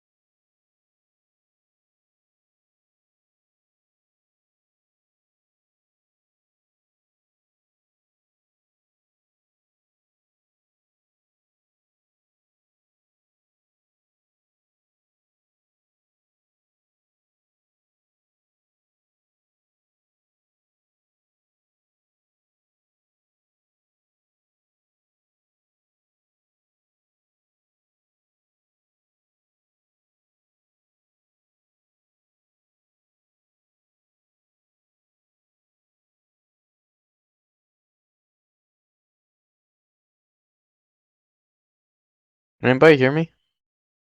Can indeed. Okay, just making sure. I just heard silence. Pretty much anytime we're starting off combat, it's going to start with silence. I did the exact same thing last week. Don't worry. It ends with a lot of silence too. Don't worry. It's okay to feel frightened and alone.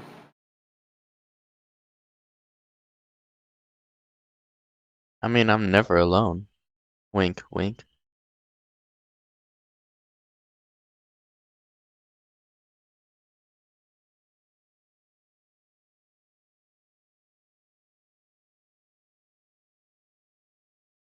Alrighty, so we are starting off with Ben hearing the yelling from above you in the stair.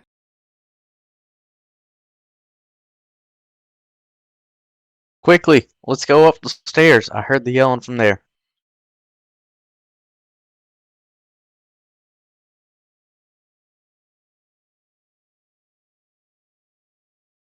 So, are you quickly walking? Are you quickly running?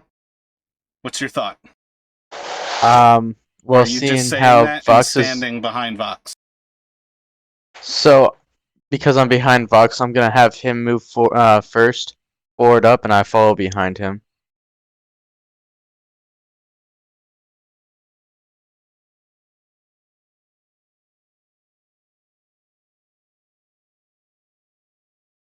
So, go to Sarkis.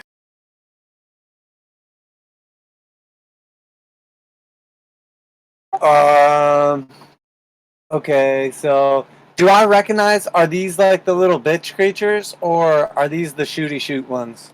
Roll an intelligence.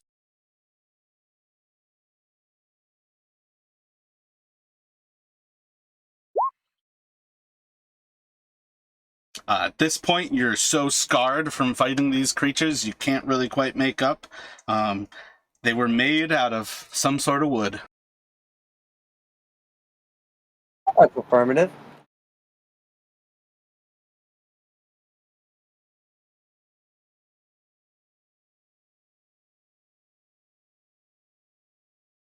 Okay, I'm going to...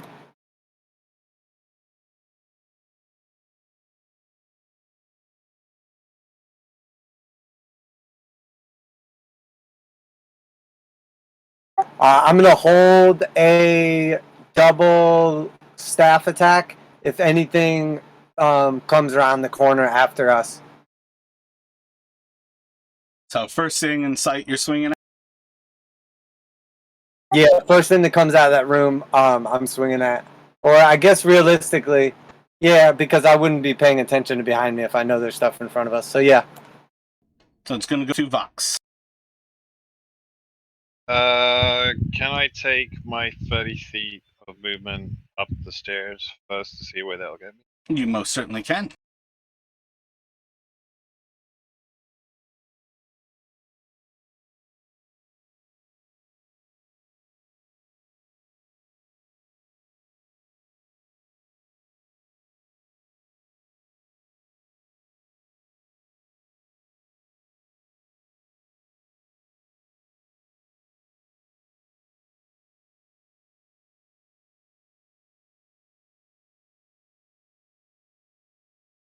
Apparently, I failed miserably to copy your character.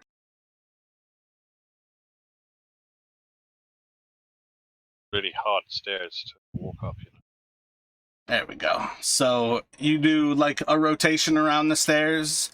You come about with another rotation as you're running up the stairs, and you're just inside of the view of essentially where these stairs are coming to an end, and you start to see like the wooden staircase ahead of you. Or the wooden landing, rather, ahead of you. Okay, I'll take the rest of my movement to kind of walk up to. Well, that's 30, so if you'd like to, you can take the dash action to move further. That's what it means. I'll take the remainder of my movement as a dash action, but I'm not sure how far that will get me. Furthest you can get is essentially right behind Flea. Yeah, okay, that'll work. So, as Vox moves, Ben, you can take your reaction to take the dash action and run 30 feet. Will do.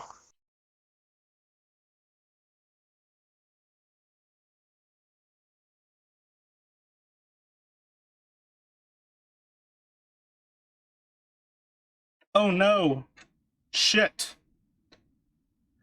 What was your initiative? 14? Fox, yeah. I don't think it liked me copying your character because I just deleted the other one.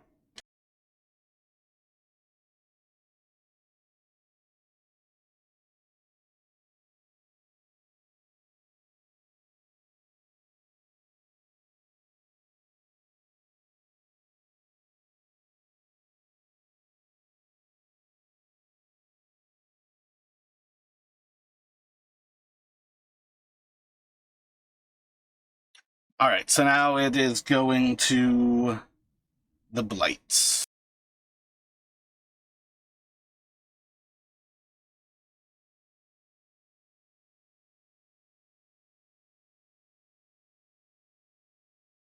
So it is the needle thingies.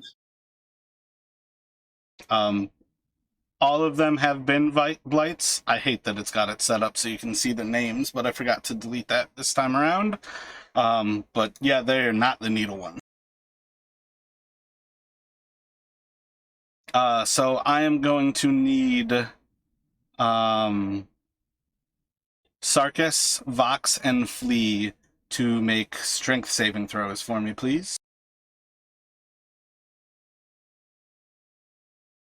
Here we go again.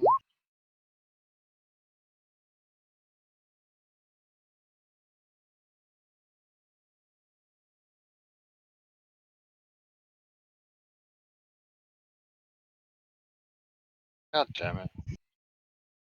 These are the saves. Flea or Vox, do either of you have a higher... Oh, wait. I think even Sarkis threw his. I missed it.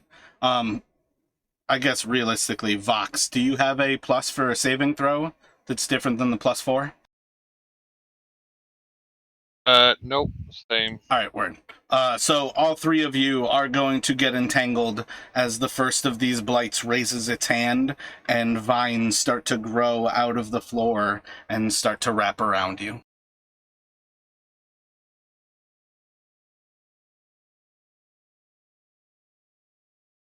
And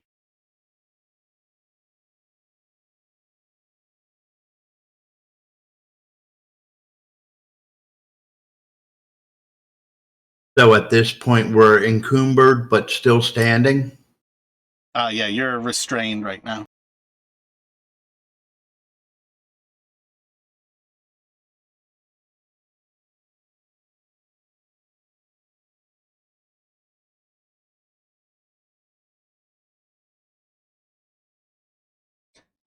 Another is going to reach out of the room as it just starts to extend vines from its hand towards Flea, and it is going to try to constrict Flea. It's going to hit with a nat 20, and it is going to do... Holy shit. 3, 4, 5, 7 bludgeoning damage to you. A 1, 2 2s, and a 3. Does that trigger my attack? Can I see this happen or no? I think that's probably close enough that, like, you can see it around the corner, but it moved no closer than it had to, because it's got a ranged attack of 10 feet. But you can make the attack, it's just behind cover. I'm gonna try to smack it with my staff and break its damn hand off.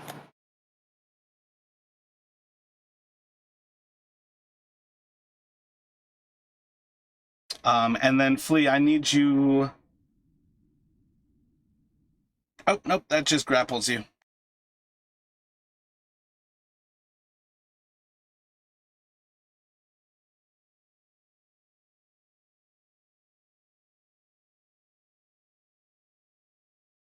Yeah, 15 will hit. As you blast into its arm, you see as, like, it, like, kind of drops, but it's still maintaining.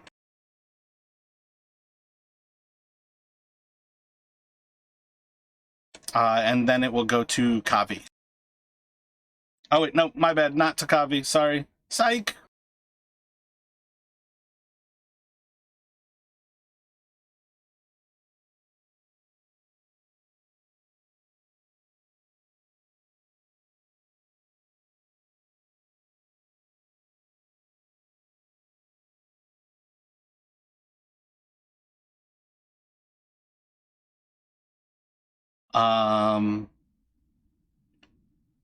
From within the room, you're going to hear a language that you all don't quite understand as this creature lights its hand on fire, and it is going to throw a ball of fire towards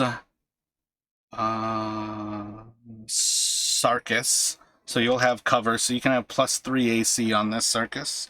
With a 13, I think it's going to be a +4, so 17. I got 20 with +3 cover. So it just kind of like hits right into the actual side of the stone wall, and then they are going to step out of view again. And then it will go to Kabi. My apologies. I'm going to move closer. I believe I can at least get to the door.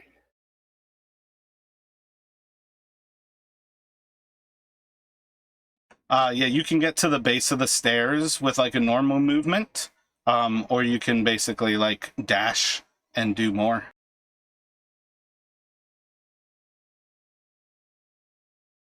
She'll dash up to the stairs, like where the door is, but she won't like completely open it. She'll just more or less be listening.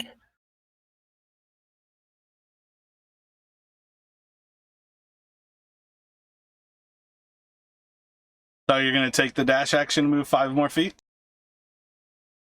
Yeah. And then it will go to Romulus. All right.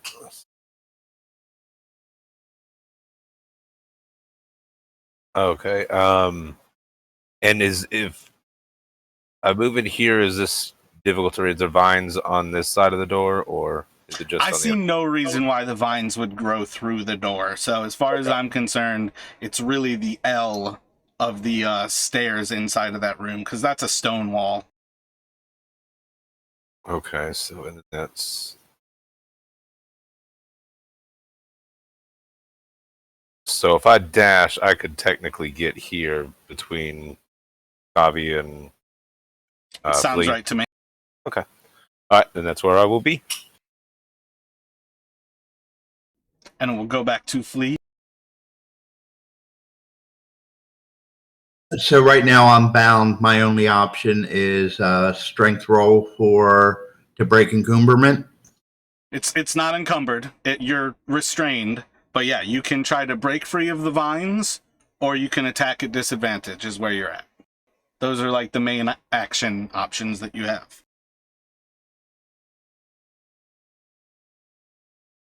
And you fail miserably.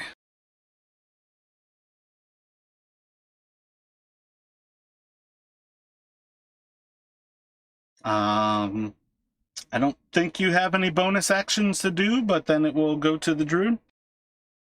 Or actually, it would go to the vines.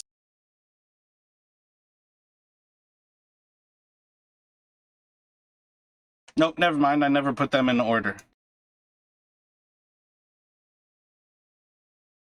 But that's the end of your turn with Flea? Yes. And it's on to Ben. All right. Question.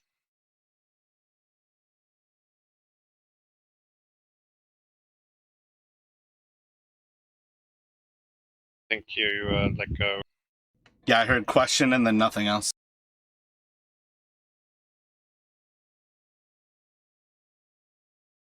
Okay, sorry, I'm back. All right. Question before I do anything. I was right behind Vox. Should I be behind Vox right now? Nope, you held your action for him to move, so you only had the ability to take the dash action. He ran and then also took the dash action. Okay. Well then, I'm gonna move up behind Vox, and I'm gonna How tall is everybody right there? It doesn't really matter. If you want to shoot through them, you can shoot through them. They just offer cover to the shit on the other side, and if you roll a 1, you have a chance to hit everybody in line. Eldritch Blast will hit. You can roll for damage. Hello? I heard the hello. Can you roll damage for the Eldritch Blast? Yes.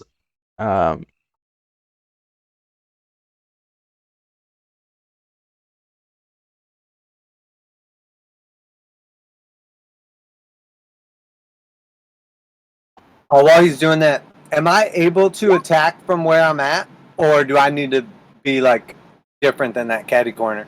It's the same type of thing. You can still make an attack at disadvantage if you would like to that creature. It just has some basically AC increased for being around that stone wall. And because I did hit him, he also gets pushed back 10 feet. So sorry, no, you cannot attack.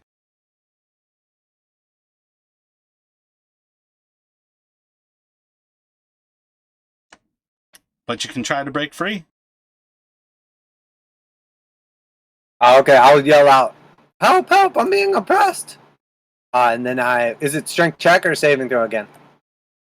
I think it's strength check after the first round.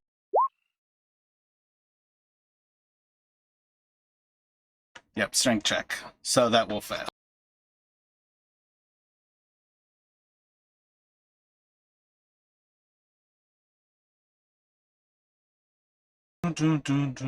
So I believe that will go to Vox. Vox will try and break free.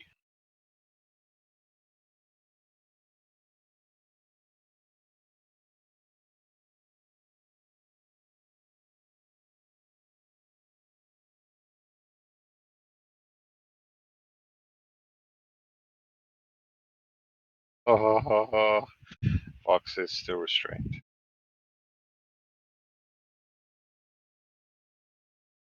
Yeah, you feel like you almost made it. You felt like the sound of some vines snapping as you're pulling free, and then 4 more vines like lashing onto you.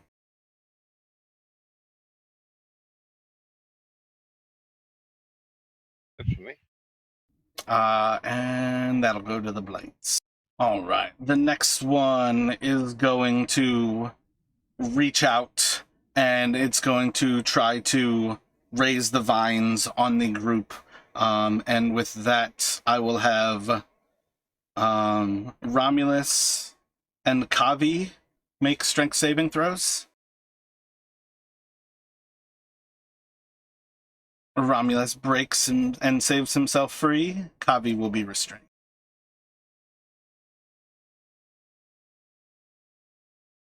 And then the next blight is going to look to Romulus as it raises out its arm and it starts to extend vines forward, trying to grasp around him.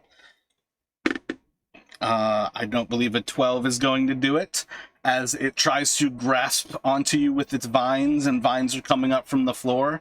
You're able to fight free of it and kind of like dodge around the vines and snap the ones coming out at you.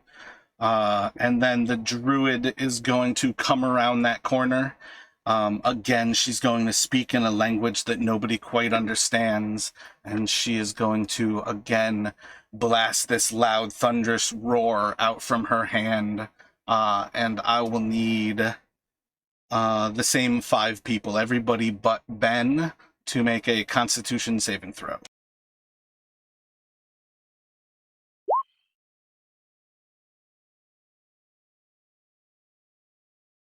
Kavi will take half. Romulus will take half.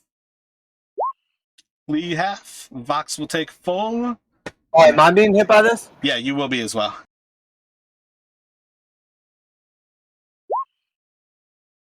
Okay, so everybody who passed, which is everybody but Vox, is going to take 3 thunder damage, and Vox will take 7 thunder damage.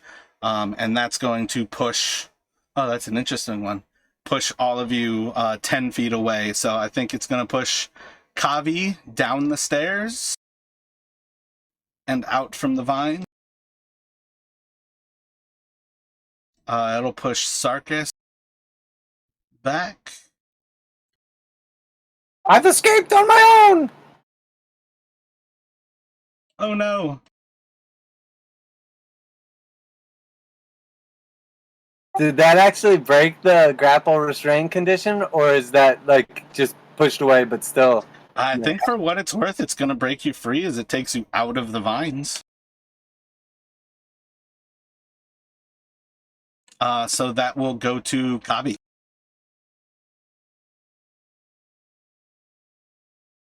Oh, gotta go back up the stairs. So now the whole of that orange area is still difficult terrain. So it takes 20 movement to move up the stairs.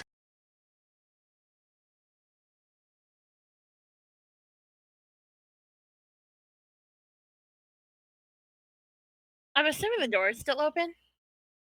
It is indeed. Can I just...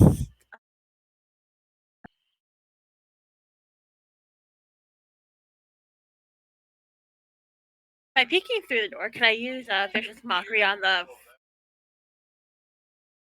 stick thing closest to the door?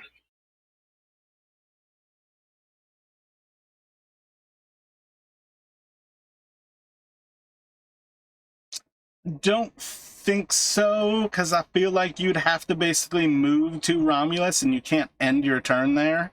So if you only have 30 movement, it's going to take 10 to kind of move to where you could get to him. And yeah, I mean, even how it is, yeah, it's 10 to move to him and you'd have to move away and it's still difficult. So you would need 40 total movement to kind of get there and then get out of the hall.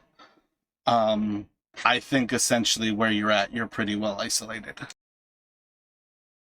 That's fine, I'll just stay there then.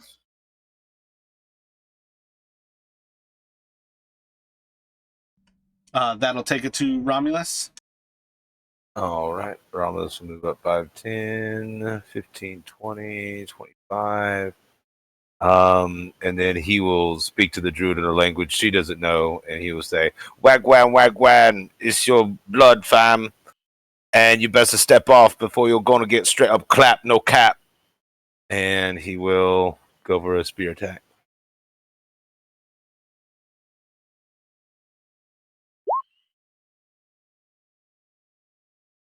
As you like slam your spear into her, you hear like the dead sound of wood, and she seems unaffected.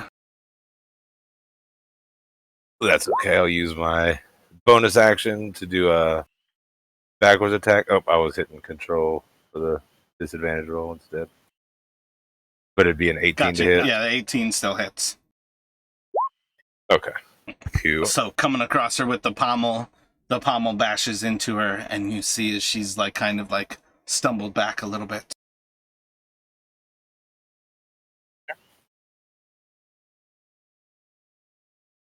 We'll go to Flea. I think you are the one who basically remained inside and still restrained. Going for the strength check.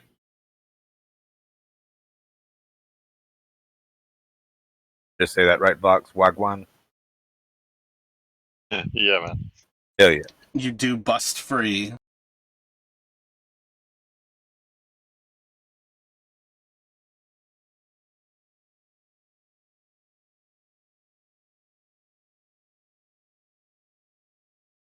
Can I get a bow attack in? It is your action to break free. Okay, then I'm gonna. Do I have movement still? I don't see anything that says you don't. It's your action, so you still have all of your other parts of your turn.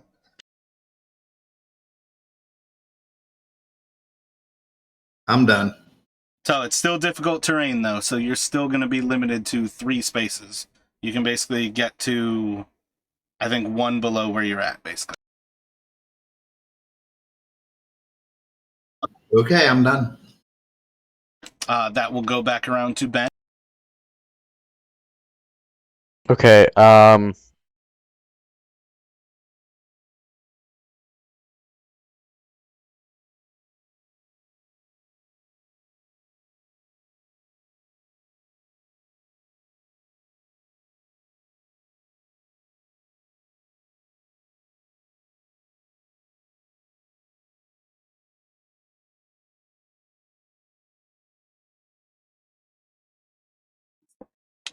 Reaching forward and releasing the blast of force, it slams into the first creature in view, and roll for damage.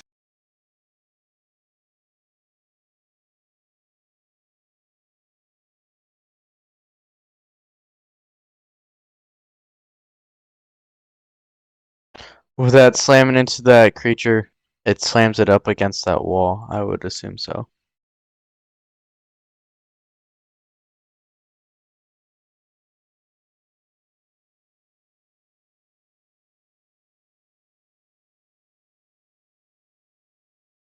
On to Sarkis. Okay, I will run forward. So it's difficult terrain in the box. So I'll go 10, 20, 30. And then if I move out of the box, the last move doesn't count as double, right? Yeah, I think it's 35 into the room. Okay, perfect. So I'm going to move right there, and then I will smack the druid with my stick double-handed.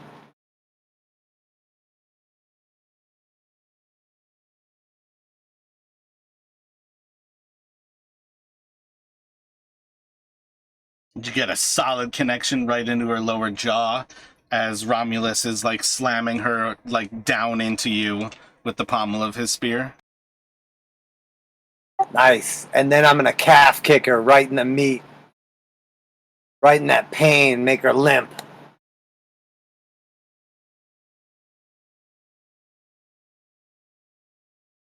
Oh yeah, shin on muscle. That's got to burn. And I'm done.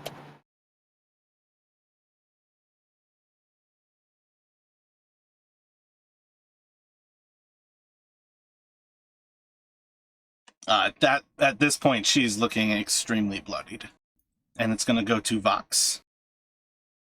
Can Vox like have a javelin in each arm? Like you can have them, but you can still only make one attack. Oh, really? Okay. Well then he will throw a javelin at the nearest blight that he can.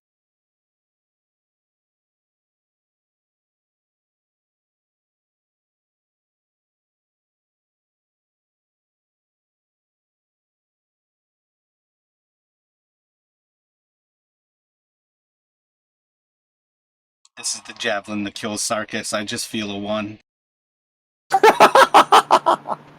I'll throw it back at his ass. Touche. See, I knew I felt the 1. It was just on the disadvantage part of the throw. Yeah, you definitely sink that like right into the blight, and yeah, it's gonna spear it like right through the chest. Wait, that was a Constitution? Why is that come out as a Constitution? You gotta roll your attack. You still rolled a 15, so I feel like your attack is going to be higher, but you can still roll the damage.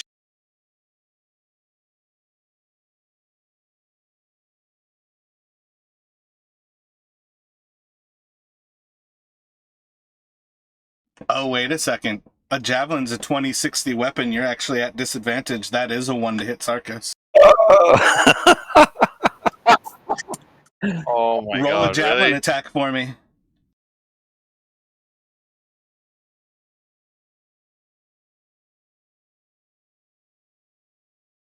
That is stupendous. I think Sarkis is at a single hit point right now. I have the biggest, thickest single hit point ever to exist right now. Oh, wait. It still doesn't matter, though, because you can still deflect all of its damage because it's a missile weapon. You already know, as I like sink the calf kick into this druid and she like limps to the ground, out of the corner of my eye I see this javelin coming straight at my head, and I just reach up and grab it out of the air and look back at Vox disapprovingly. Do you have key points right now? Well, I'm not gonna throw it at him. No, I was just thinking that would be a great way to kill the druid itself with a key point. Oh no, I haven't had anything since forever ago. That's like what I was vaguely thinking. But I don't think he can do enough damage to overwhelm your ability with a javelin. I think the minimum I do is maybe 9 or 10. So yeah, that's what I was thinking. Okay, So yeah, I can't seem to get it to roll. What's the damage on it, and then what's your modifier, Vox? 1d6 plus 4.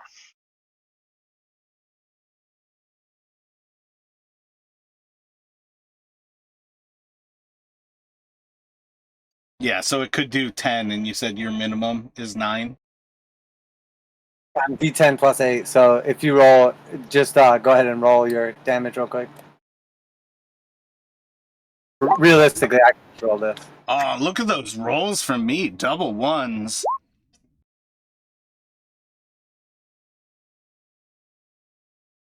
I mean, realistically, if we took my roll, it's still another 1 to hit you. So it wouldn't even be taking your reaction. Not that I think it matters. Yeah, all good. And then that will go to the blight.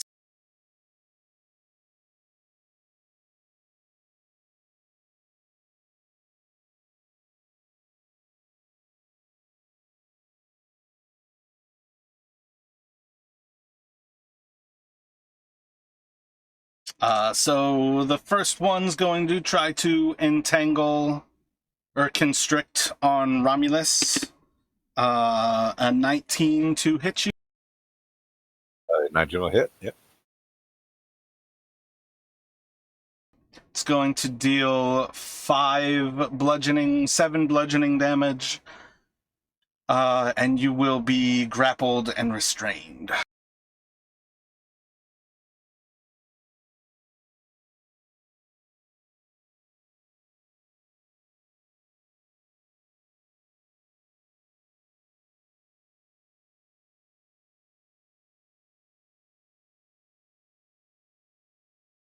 The next one's going to try to constrict in on Sarkis.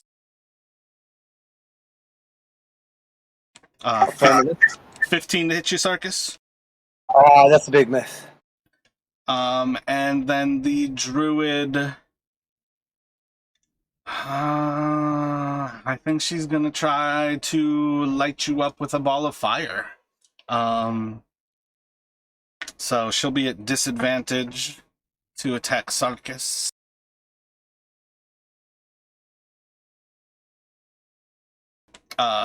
20 to hit you should hit, and I think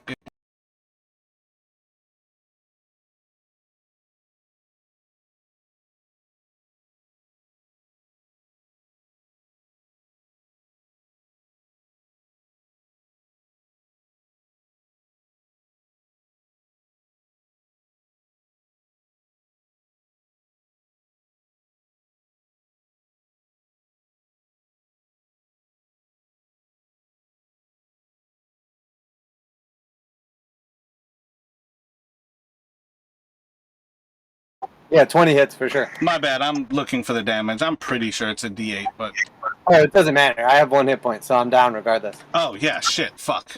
Yep, okay. And that'll go to Kavi. I'm just gonna assume like I'm somehow in this tiny room.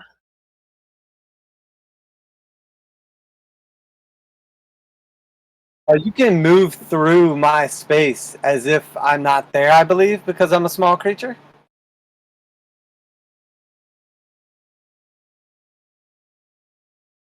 Well, it's more like I wanted to like kind of be like closer to the door than like straight up in the middle, but it's fine.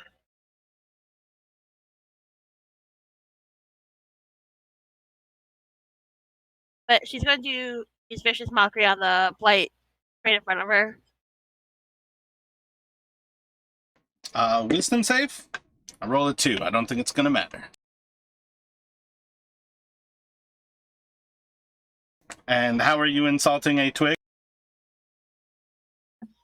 She's just insulting trees at this point and plants. Just I'm like gonna trim your bushes. pulling out your journal and you're just like ruffling the paper in its face. I think somebody's trying to chug in my face. Yeah, basically.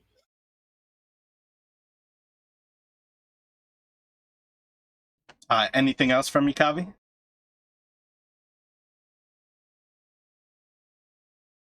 Nope. Gonna go to Romulus. Which one has me grappled? The one across from the druid? Yep, from behind the druid, basically. Can I just start reeling him in towards me?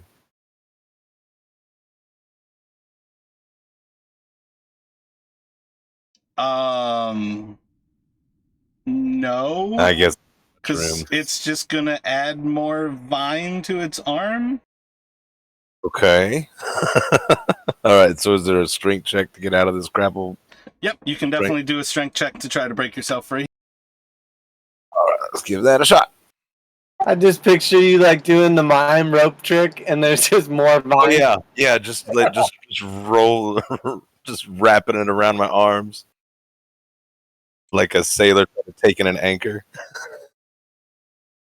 Yeah, as you're like snapping at some of the twigs, there's just more growing around you in every moment. That'll be my turn. Twig of war, so to speak. Going to flee. Is there enough room in there for me to help him get free of the vines? You could move up to the doorway and do a strength check to try to break Romulus free. Don't worry about me. Kill things. He can't grapple anybody else if he's grappled on me, so that's good.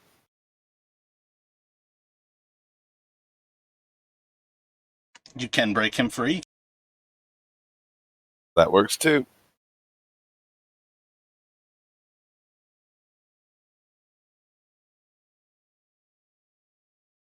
And I'm done. It's gonna go to Ben. Oh, sorry about that. I'm still going to try and hit this blight that has the income. What is that on it? Disadvantage on its next melee attack. Okay, I am going to try and keep trying to oppress it against that wall with Eldritch Blast.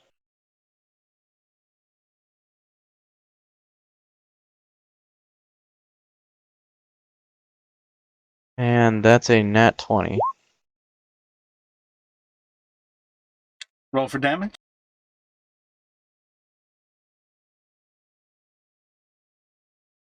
Ooh, I said that wrong. Vicious Mockery is the next attack roll.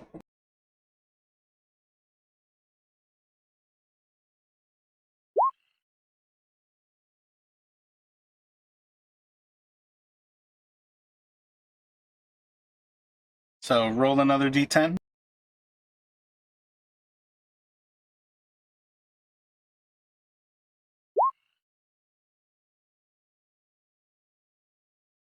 It is 21 damage. It's going to be 19 damage. You don't do the Genie's Wrath twice in a turn. It's not a die roll. Oh, yeah, my bad.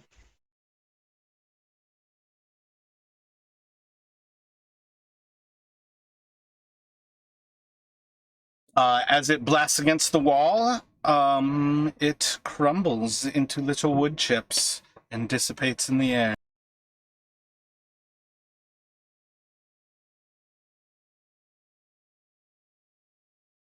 Let's see. Well, hells yeah. That'll go to Sarkis. Can you switch to a whisper and roll a death saving throw?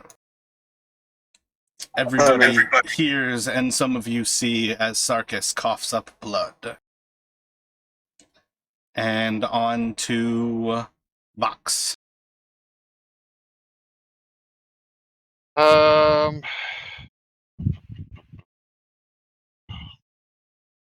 sure what I can do. So, I can't see any of the blights from where I am, right? Down this corridor.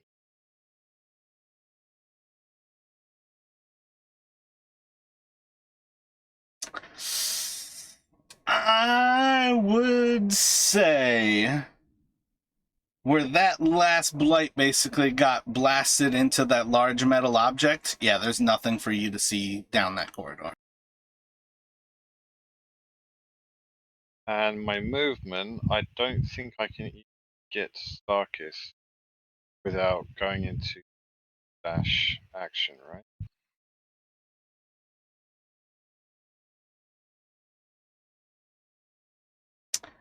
Yeah, with what I kept, I didn't really keep track of which blight did the first and the second, but there's definitely still at least some vines in that corridor right now.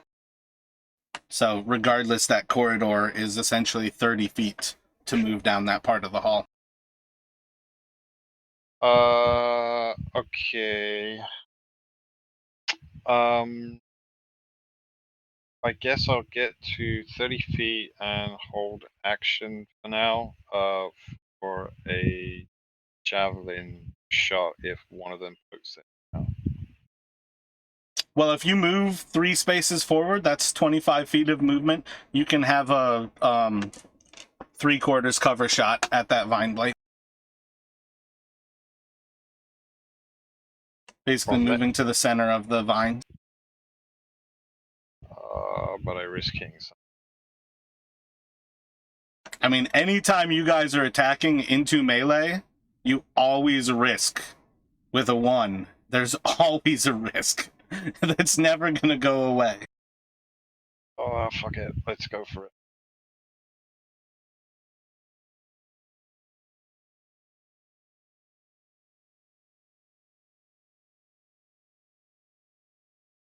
That creature's at 20 feet, though, so it has AC. You are not at disadvantage. That's the big difference there.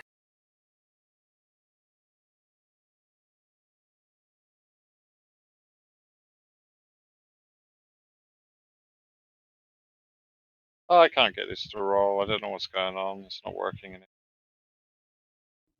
Just a javelin throw? Yeah. Do you want me to roll it? I got 2 1s last time I did. I don't know. Don't know why it's not working. Otherwise, you can type in / roll space 1d20 and roll like that. You got a +6 modifier. What do I do again? / what? / space 1d20.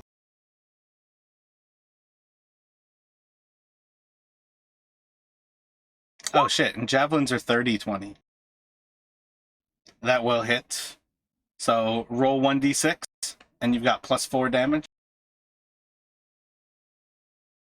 Oh, it's the dagger that's 20/60.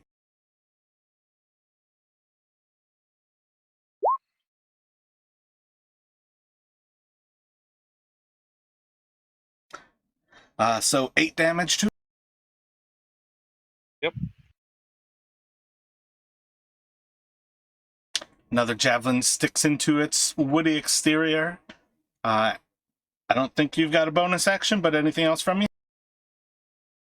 No, not at the moment. Just shout out to Sarkis saying, hang in there, buddy. I'm coming for you. Oh, he's not even unconscious. He's faking it because he's tuckered out. Stop sleeping on the job, little one. Vineblight's going to reach out for Romulus, again extending its arms as it starts to grow out towards him. I believe a 14's a miss. Yes.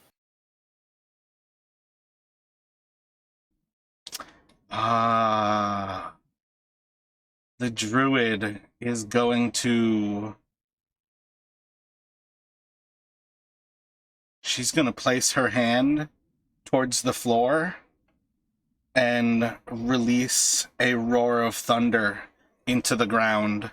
Everybody in that room is going to make a Constitution saving throw.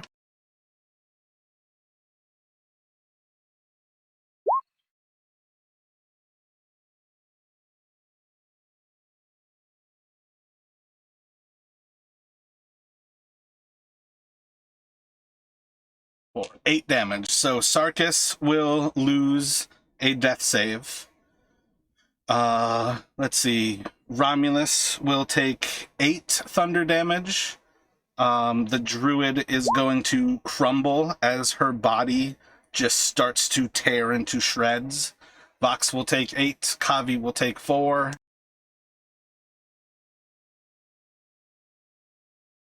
Fox is down.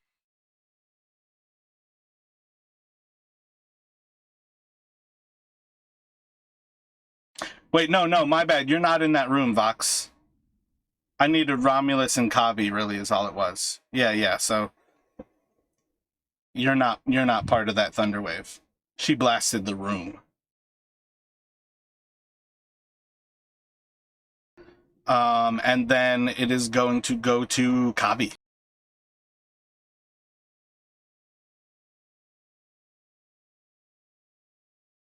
There's just the blight in the corner right now, standing on top of that large metallic contraption. It's not like a trapper. It's not a wood chipper, is it? It is What? not. Let me have you roll an intelligence check with advantage. Actually, no advantage, just an intelligence. Excellent. It looks like a big, heavy metal thing.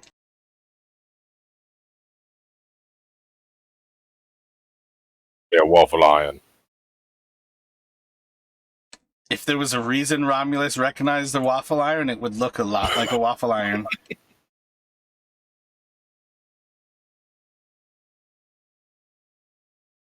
He's just gonna use vicious mockery on it. 12, I think, is going to fail. It's got a negative wisdom, I believe. Nope, neutral wisdom. So, yep, 12 is a fail. It's going to take 3 more damage. It's looking bloody. It's looking sappy. And it will have disadvantage on its next attack. That will go to Romulus. All right, Romulus is gonna kick over the broken husk of the druid there, and we'll go to work.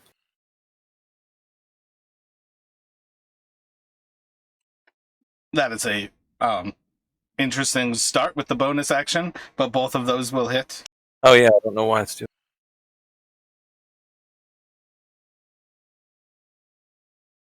Okay, yeah, this is the same modifier anyway. So okay. Where is the 1d6? I think the biggest difference is going to come in when if you set it up to roll the damage with the attack, that it will. You'll see there. 11 total. Okay, gotcha. I think it's at 11 hit points. Yep, that'll be the killing blow.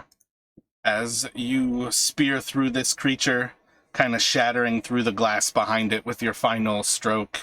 The creature is just kind of like impaled through your spear and just kind of like stabbed into the glass right now. So let's see. Flea and Ben, the two of you have seen Sarkis cough up blood. What are you going to do? I want to try to stabilize. Roll a medicine.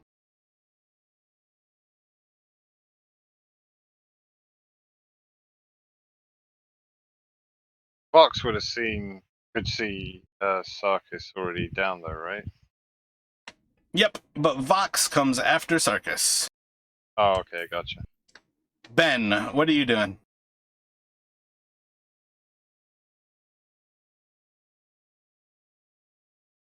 Can I attempt to help stabilize? You most certainly can. You can roll a medicine check.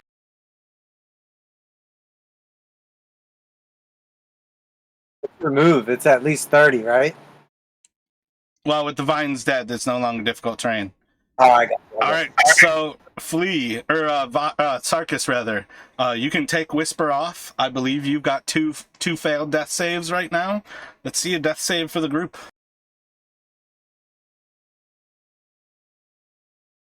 You want it public? Like turn Whisper off? Yep, public, please. Affirmative. Oh, big money. Come on, buddy. Crushing. So now, does anybody have medicine proficiency? This is where you guys are out of combat, and it's more centered on 2 people can pretty much help him in the next moment. Okay. Can I not use my lay on hands? Oh, 100%. Yeah, you can. My bad. You can move up and lay on hands, and he's good. Okay, cool. I'll do that. It's not going to be for much. I might even save 1 or 2 hit points in case someone else should go down before we get a long rest, but it will at least get you on 1 hit point. Oh, I was fine the whole time. I was just having an involuntary short rest.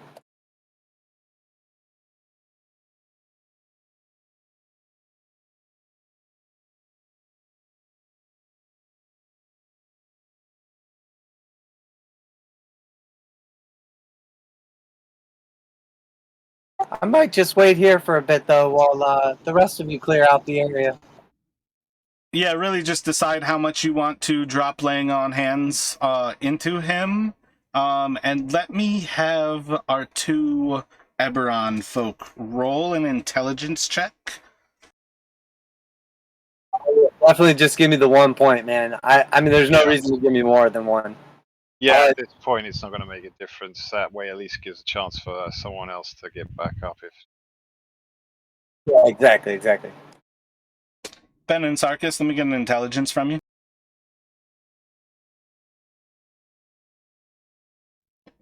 You very quickly recognize that the large metal object in the back is a printing press. Can any of us read the language that everything's being printed in?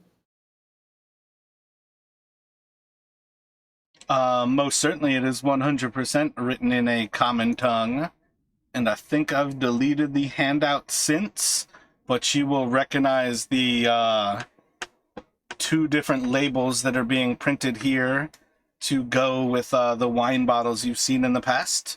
The Red Dragon Crush and the Grape Mash number 21, I feel like. So those are the two labels that you all would see inside of this printing press.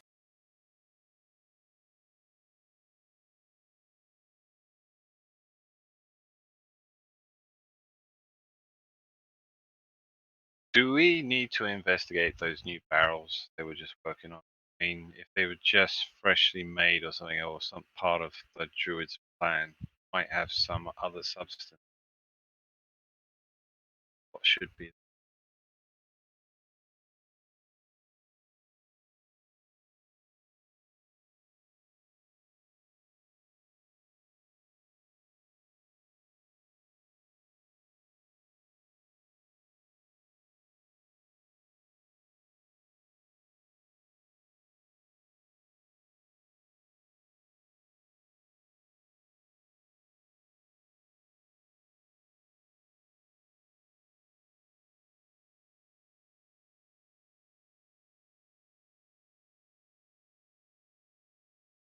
Yeah, go on and start. I can still hear you. We'll get rolling here.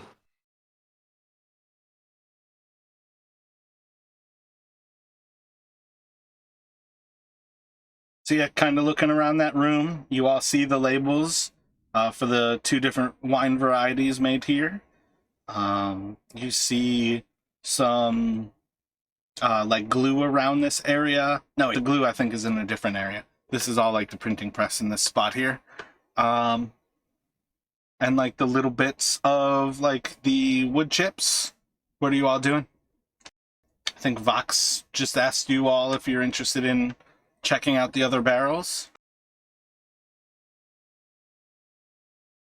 I'll search the druid's body. Javi's gonna do the same. One of you I'm down to can check roll barrels. at advantage, or each of you can roll. Oh, you can roll, Covey.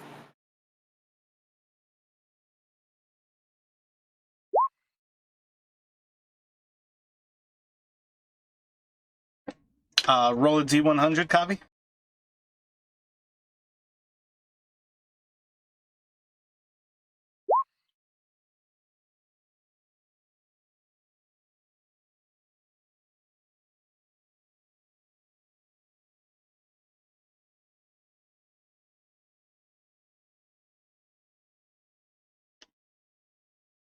She has 7 pieces of what appears to be a silver-like substance in her pocket, all of them having the visage of Strahd on them. It is 7 electrum, though.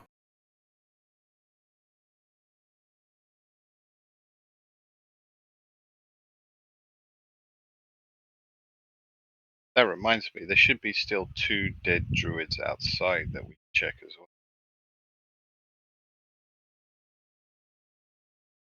Do you want to walk out there and check them? Maybe someone with a better investigation than me. Stop thinking of it as the numbers. If you want to think about it and roll it. Does anyone want to assist? I'll go. You're so meta with that thought. If you're thinking about the druids, Vox, roll to search them. Okie Like, never tell me that you guys are thinking in a meta way, because it's just annoying. Try to think as your character, like, oh shit, we forgot about those druids. I walk away to go search the druids. Okay, I'll bear that in mind going forward. Yeah, like, bearing it in mind and not being meta is like, poke your rogue and be like, hey, you remember those druids we left outside? Why don't you go check them out? Yeah, I will definitely be doing that going forward.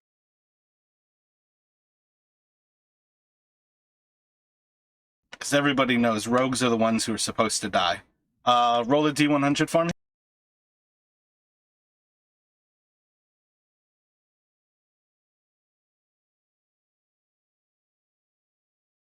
I thought they're usually the first to leave the party and go get more help. And go get more help? Air quotes, go get Yeah. help.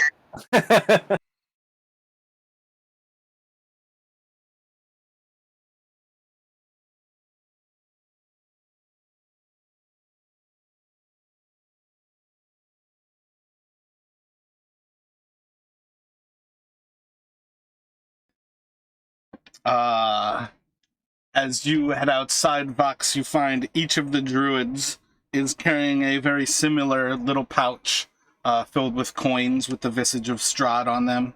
They are all the same silver-like pieces, bearing no tarnish from time. One of them has 14, and the other one has 12. A total of 26 electrum.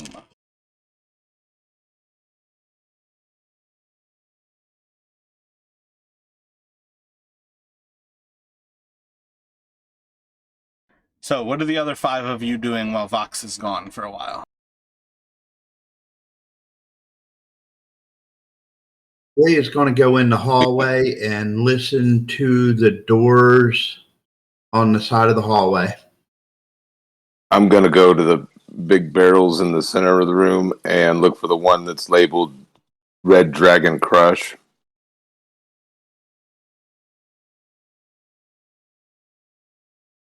What are the other 3 of you doing? Ben, Kavi, and Sarkis? I would like to go and look at the for the other barrel. Was it grape something? I will poke around through these doors that we didn't check yet. And Kavi, what are you thinking?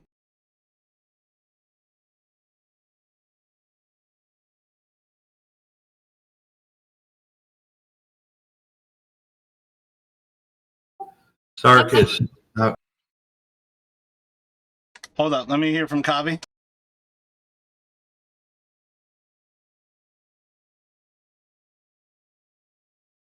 I was going to go. Yeah, she's going to go with Ben and Romulus and check out the barrels. Excellent. So, Sarkis and Flea, you can roleplay as you'd like here, and then I'll tell you in a second. Come on, buddy, let's go. Can't help but feel my curiosity. Hang with me for a minute while I pop open these doors. I just have to know what's behind them. Make sure we're alone. Sarkis, do you have investigation and you are at disadvantage? Or is it not a I'm not even proficient in investigation, and I have disadvantage. word? Are you What? proficient in perception? Yeah, perception. And then, Flea, are you proficient in perception? Well, perception, I've got a +1, but investigation's a +4 for me. proficiency, though. I'm not asking about the plus right now. Do you actually have the skill so it's proficient? You definitely don't have it in perception, though. The little black dot next to it is the proficiency. For investigation, yes. Gotcha. So let me just have each of you roll a perception and then investigation from Flea. And it'll just be first door, second door, third door. Each of us roll 3 times? Yep.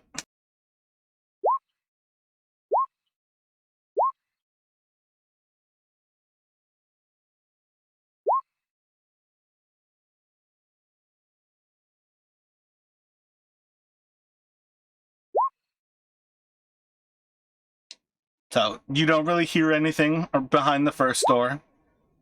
Doesn't seem to have anything that makes you think there's any sort of... Wait, you were supposed to roll investigations. God damn.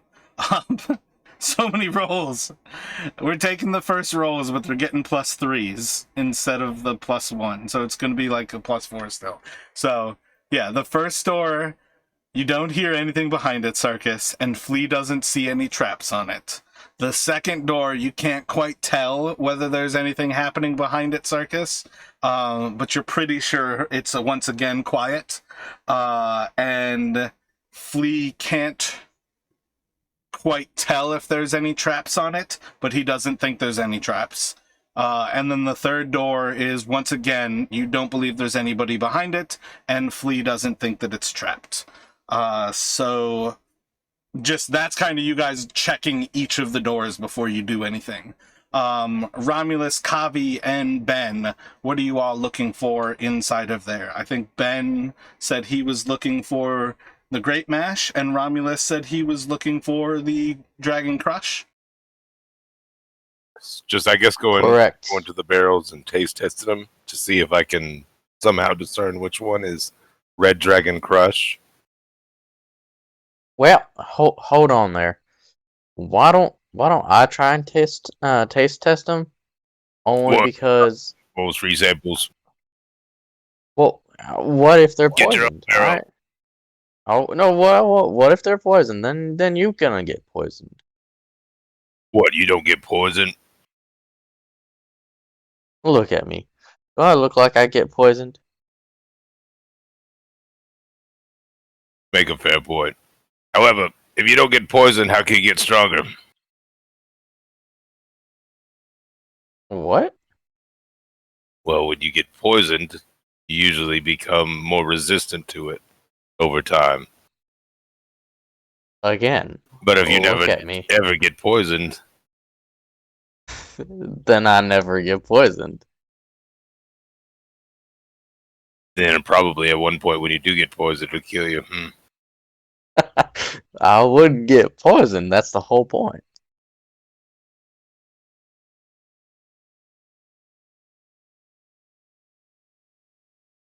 Look at this. You can have the barrel if it's not poisoned.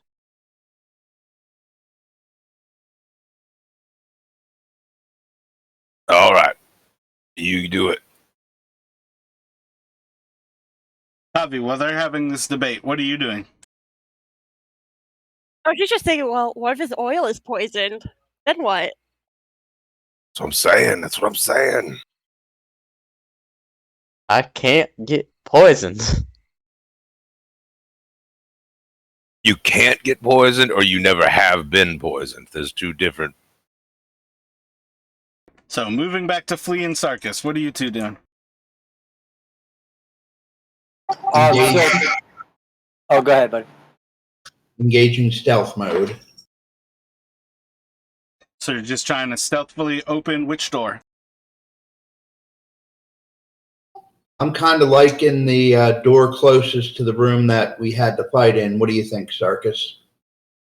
Yeah, that's cool. We'll just work from south to north, basically. Give me a stealth check, Flea, as you open the door.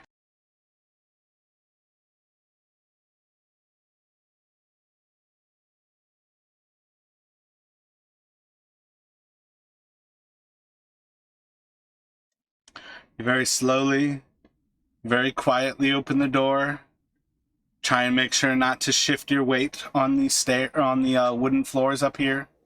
And as you gain your first little bit of look inside, there seems to be some light coming from the wall. Another one of these glass windows.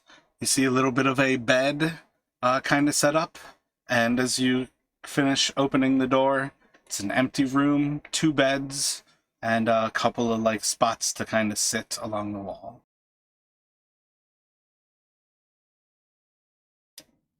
So yeah, go back to Romulus, Kavi, and Ben.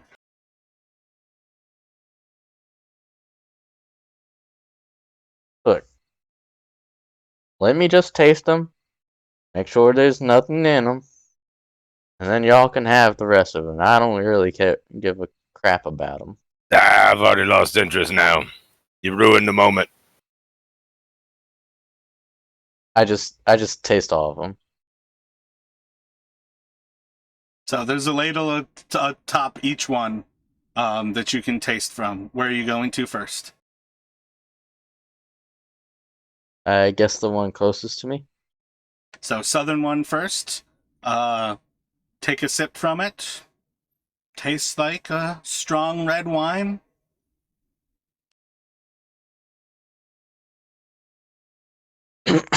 This one's pretty potent, but that's safe to drink.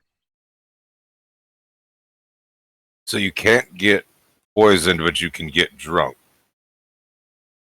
No, it just has a strong aroma to it. Oh, okay.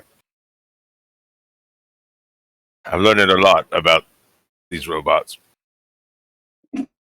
Avi, Rami, what are you doing after you taste it? I mean, I guess he's going down the line here. That I am. Sure, we can take the extra turn. So you taste the second one. It tastes like a red. It's not necessarily anything special. And the third one is the same. And by the time you get to the fourth, you notice that that barrel is completely empty. Well, you drank it all.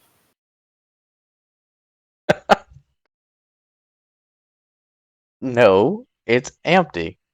I didn't even get to take a sip of it.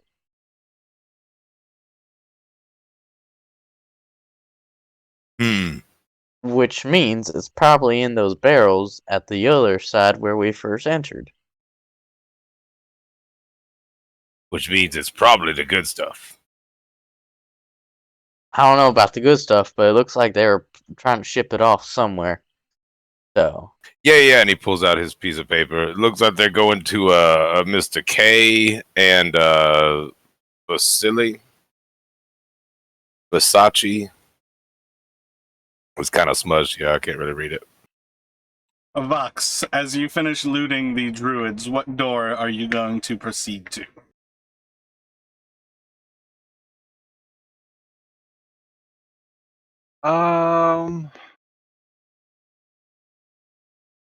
Probably the front door. So the one like closest to the actual like vineyard where you fought those druids? Yeah. So you walk around kind of the north side of that area, and as you kind of like make your way up a couple of stairs, you open the door. Yeah. As you open it, you see there is a flight of stairs to your right with no banister, and they just kind of lead down into a cellar. You feel a little bit of like cold air coming from that area. This room is definitely like chilled on some level compared to being outside in the summer's heat. There's a row of wine bottles that are all empty, and then this room has a large area where there seems to be like a forge of sorts, and kind of going through things. Roll an intelligence for me.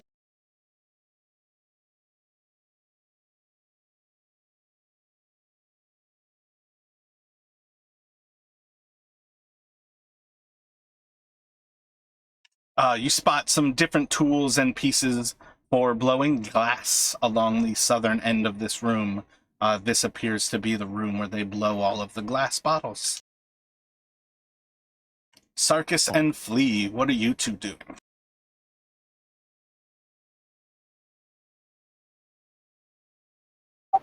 So like the 3 rolls you had us do, is that just checking them all to see if they're occupied or trapped, but we haven't searched them yet, or? Yeah, essentially that was like just checking the doors. It doesn't have to be in that order that you did it first. I was just trying to get them out of the way. So you can move up to that second door, kind of looking into it, and again, you're pretty sure it's empty. You can't tell if the sounds that you're hearing are kind of echoes from the group in this building, or if they're coming from inside. And Flea is pretty sure it's not trapped, but you don't really feel like he's being too... You don't feel like the confidence in his voice when he says, yeah, open it up. So, did we actually investigate him though, or no? I mean, you can open the door if you're ready, but yeah, that's him investigating and you trying to do a perception. Oh, I see. He rolled investigation already. I see. Okay. Sarkis will sit down on the bed for a minute, and like while he's sitting there, I say, now seems like as good a time as any to lay down for a minute. I suppose we should keep moving, and then we'll just go on to the second room.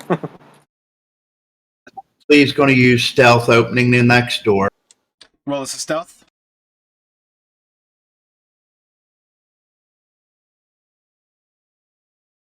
Pretty cautiously, very same kind of thoughts where you don't want to like move your weight as you're opening the door. You open it up. It's a very similar situation. The beds are a little bit messier. You see some clothes like strewn across the ground, but otherwise it seems like an empty bedroom. I want to do a quick search. You can move in and roll an investigation. Doesn't really seem to be anything of any value here, but you do spot some similar clothing as to the young boys who were with Davian's youngest daughter, or youngest and only daughter. Sarkis will sit on another bed and go, that last bed was a little too soft for my liking, and this one's a little too hard. We could keep moving.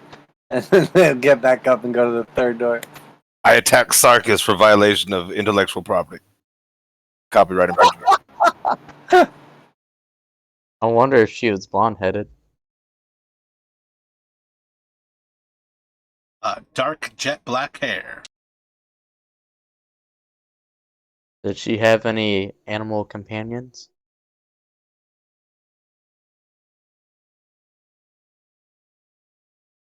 So going to the third room. Yeah, why not? Stealthily opening it again, Flea.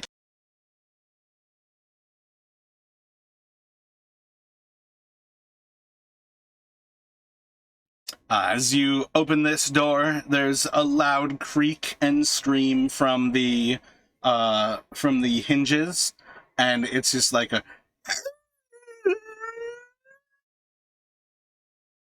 But very quickly, as you open it, you see another dark room before you, with a little bit of light scattering in through the glass window.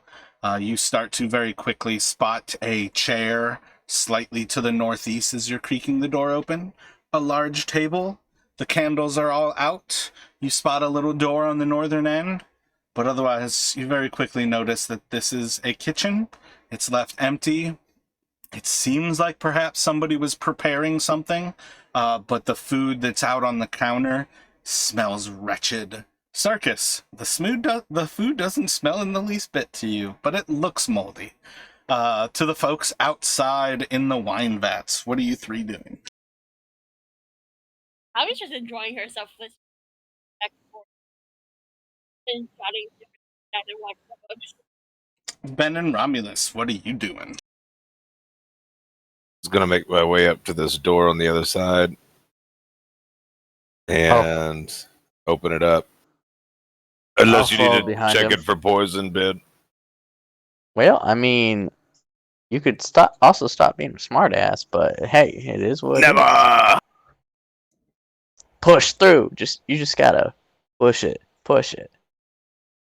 As you open the door, you see a large crane overlooking where the wagon is below. It's about 20 feet below. You can see the barrels. The crane is currently kind of lowered in a way that you can tell, like you can kind of roll a barrel up to the edge, putting all the weight all onto it, and you kind of like drop it down. It's got almost like a thong, like a lash that you can like rest the barrel into, and it's kind of like lowered down towards that lower place. As you head towards the east there, you once again see the very smooth floor of that turret that seems to kind of rotate around in a circle as it moves down towards the ground.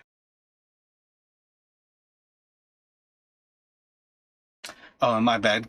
There's also another door to the east of where you walked out, just to the east of where Kabi is. Open it. We're gonna go to Vox at that point. What are you doing, Vox? Fox is going to see the stairs to his right and the door ahead of him, which he presumes will lead back to his friends, and then look back down at the stairs and think, ah, fuck it, why not? And knowing full well that he's not the stealthiest of guys, he's going to attempt to stealthily walk down the stairs. I'm pretty sure you're at disadvantage, but let me get a stealth check and disadvantage. Yeah, exactly.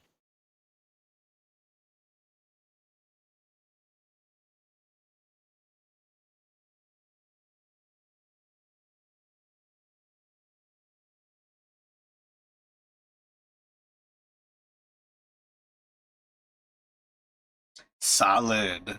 Yeah. So you kind of like move down and you're like slowly making your way. I think there's no reason that you can't still have that same torch with you, because it does get like very prohibitively dark as you start to walk down these stairs. The light coming in from the glass blurring room drops off quite quickly. They're quite narrow, and you just find yourself every single step like you're just bumping side to side, clanking into the stone walls, and it's enough that your armor is kind of like jostling on itself. So you've got like the echo of the stone and the metal of your armor just kind of like busting every step side to side right into the walls. But as you come to the base of it, you see that there is a door that leads to the west. As he gets to the bottom of the stairs, he'll say to himself, yeah, nailed it. Silent as the night. And then he'll try and open the door. So as you open the door, you feel another good like temperature drop, and you very quickly see on the opposite side there are pillars supporting the ceiling of this room. There's a large collection of wine bottles across the center of the room on racks, and there's a few barrels of wine across the back wall. There's a little blast of cold air as you open the door, and you can spot little signs of frost across that western wall. And with that, we will pop back to Sarkis and Fleet.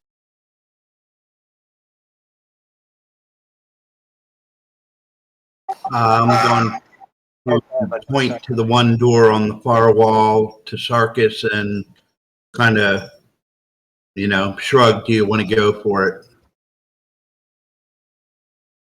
I can't hurt to have a look-see.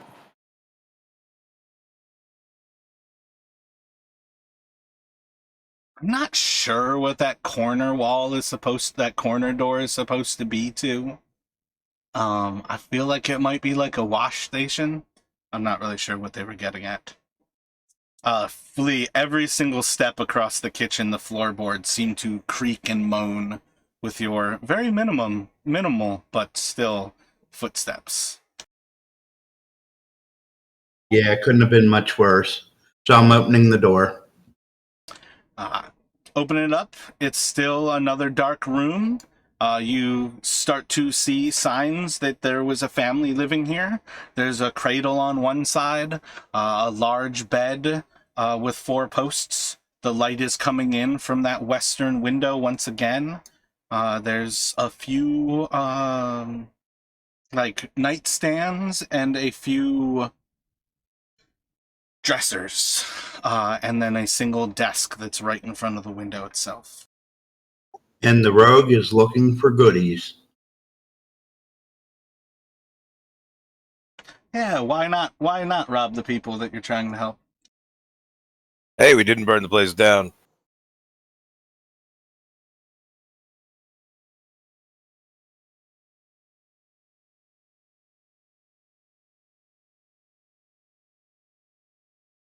You find a chest underneath one of the desk. You can roll to try to open it. It seems to be locked.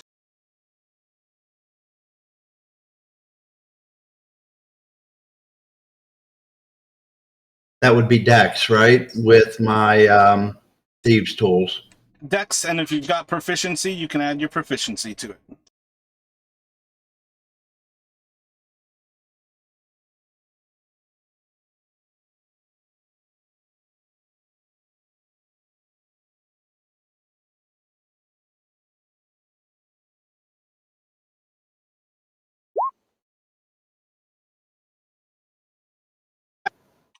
You snap off that fuck, what's it called? The Lockpick. yeah. You snap off that. I know the actual name on the lock picking devices, but you snap it off inside of the lock, and it's wedged in there. All right, I'm just going to slide it back. What are you sliding back? The chest back to where it was. Gotcha. What happened? Couldn't get it open? No, not this one. Does it look like it was like touched recently, or does it look like it's like an old chest that's like been there? Roll an investigation.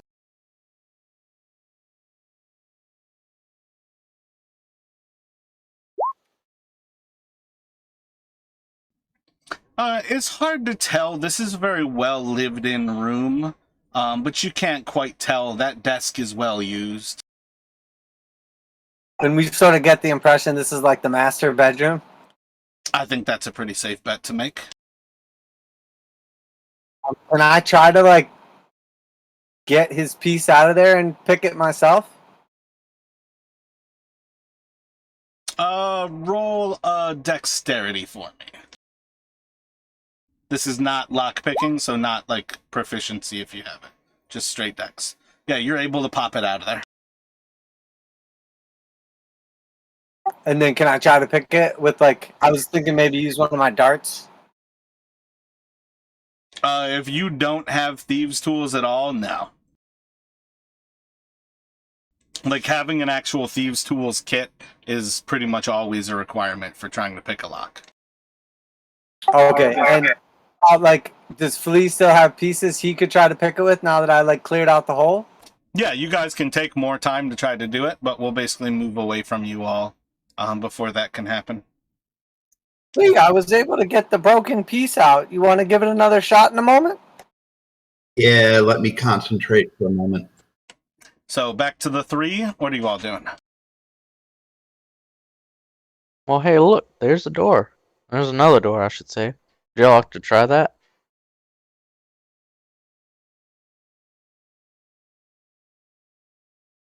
Oh, sure. But there's also a slide that goes all the way down here. Who wants to try that? I vote door, then slide.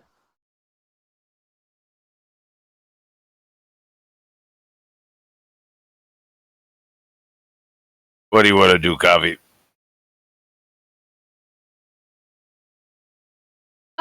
Probably the doors first. All right.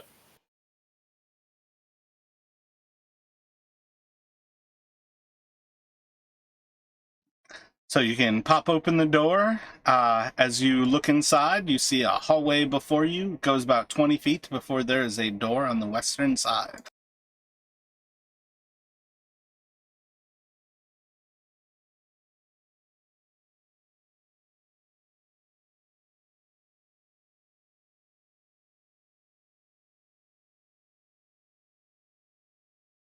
Just by knowing how the direction Lee and Sarkis went, would it be safe to assume that the other door may lead to their area?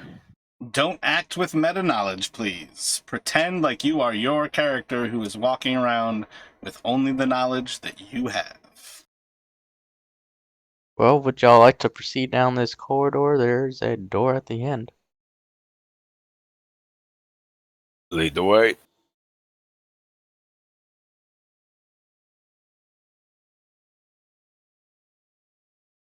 And Vox, what are you doing in the basement? What can Vox see? How many doors or ways around there are?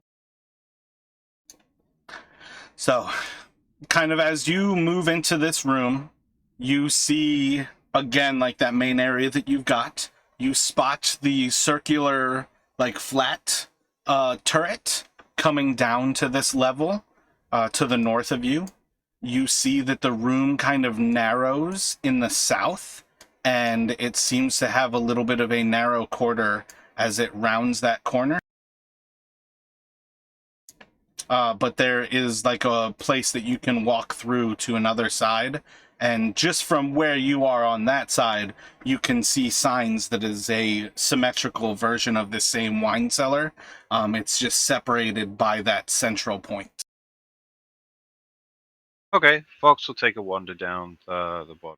Again, trying to be stealthily about it, but he knows he's not. You can roll a stealth check for me at disadvantage. As you go through that narrow point, you feel extreme cold as you get close to that western wall.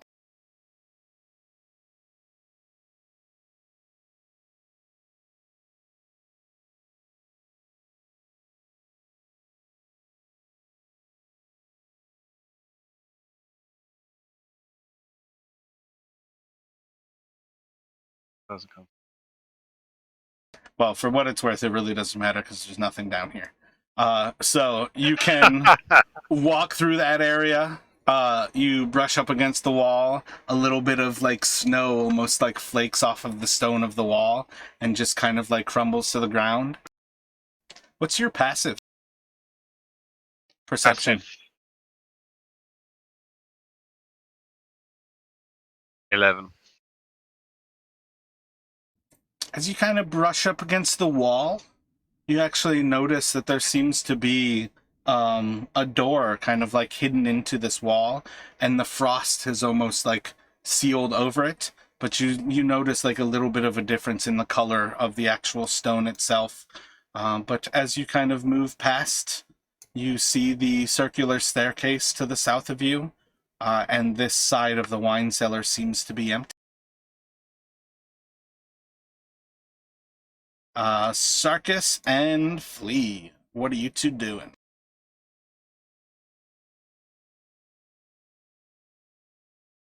I'm just gonna like watch Flea try to pick the lock a second time.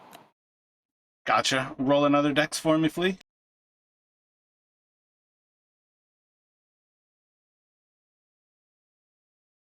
At this point, you're pretty sure this lock is the strongest lock you've ever worked with, and you will not be able to get into it. Let's break the damn thing off.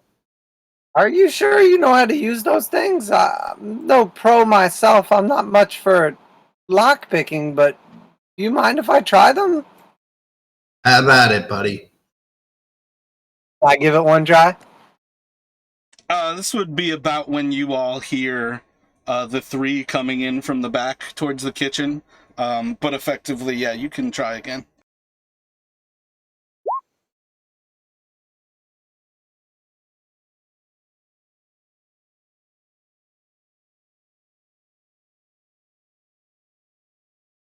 So I got a 16 to try.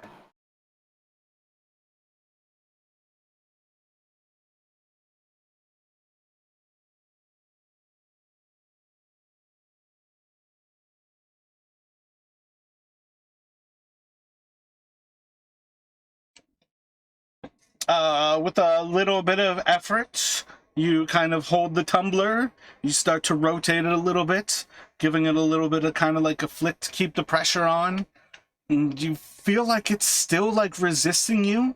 So you kind of give a little bit of a movement to see if there's another tumbler just beyond. And you do start to feel that there's a hidden tumbler. And very quickly, once you start to recognize that tumbler, putting in like a different key that's got like the 2 little bumps instead of like a single, you're able to relieve that pressure at the same time, flick it open, and open the chest. Oh, lucky try! Got it! There is a small stash of coins, as well as a gold locket. Nope, my bad. There is a large stash of coins.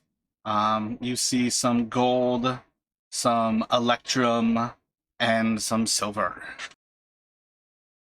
Are there any like materials or writing or anything in here that would let us know who this chest belongs to?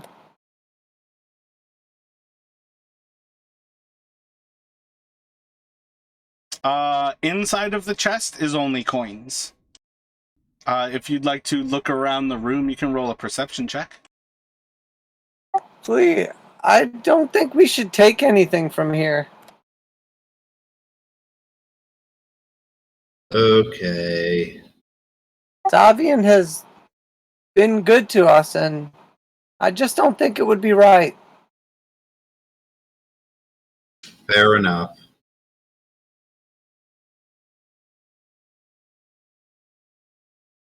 You don't mind? I don't want you to be mad at me, but I'm not much for possessions anyway, but I'm definitely not a thief. As long as he doesn't stiff us, no ill will. You're augury! Ben, Romulus, and Kavi, what would you all like to do? You hear this conversation as they are debating stealing the treasure. I'll yell out, "Hey, we found a slide over here. It looks real fun." We found a chest and Jimmy did open, but I suspect it probably belongs to Davian, so I don't think we should take it. Okay, Well, can we do what's the in it? slide now? Flea wants to use his augury. Holy shit, what a genius idea. What are you going to use your augury on? What does that mean, augury? He can figure out, he hears constant voices in his head, like yelling and screaming at him about everything that is happening. And he can listen to the voices and hear whether a single decision in the next 30 minutes is a good or a bad idea. Should I take it?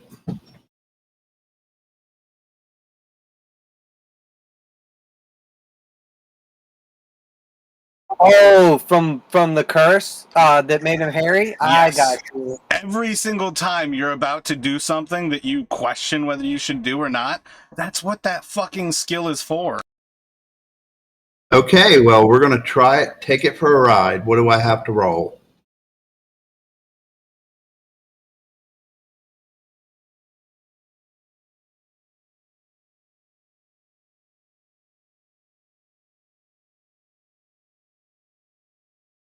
That's pretty good. All I get's advantage against inhaled poisons. And disadvantage on investigation. Hey, I got fleas. Right, you did get 2 inches of thick, greasy black fur. So roll a D100.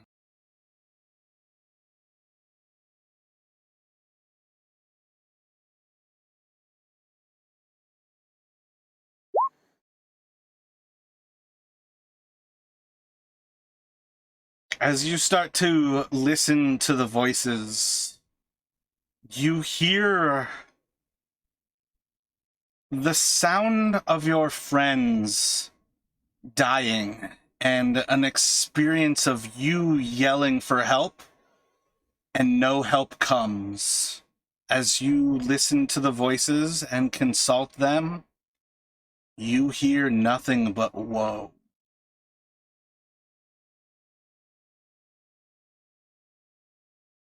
Yeah, I'm going to back away.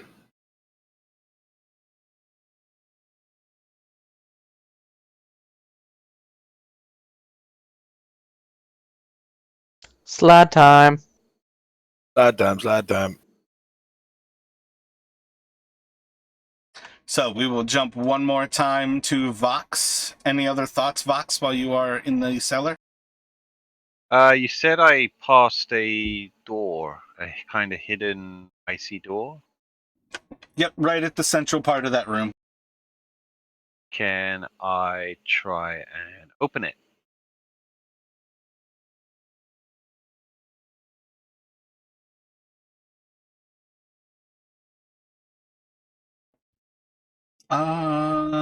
Yeah, I believe as you put a little bit of effort into trying to open it, you are able to push back the door a little bit. There is a blast of cold air that comes out of this room, and your torch flickers and nearly goes out, but then the light starts to kind of grow forth in front of you again as the torch is relighting itself. And you start to see the stone walls of this room are frozen and iced over for at least about 10 feet or so before they're just covered in a brown kind of fur that's just kind of sitting against the wall. And as you reach the torch forward to try to light your way, you can actually see as this brown fur is moving across the wall, and it's getting closer to you. Inch by inch, it's making its way closer. And that's when I think Romulus would probably be the first, but you start to hear people coming from the north, and Romulus kind of popping out of the slide. Okay. Ooh, that was fun.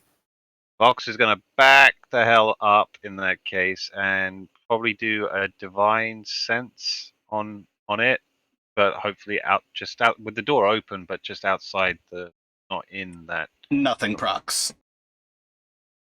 Okay.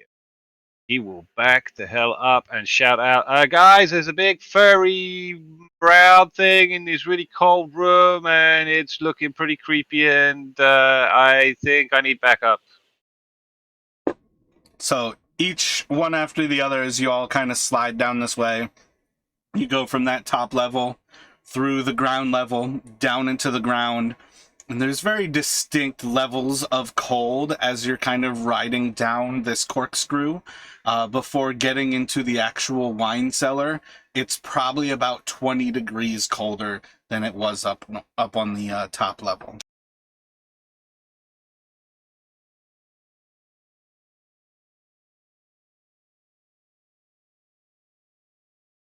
Yeah, guys, come check this out.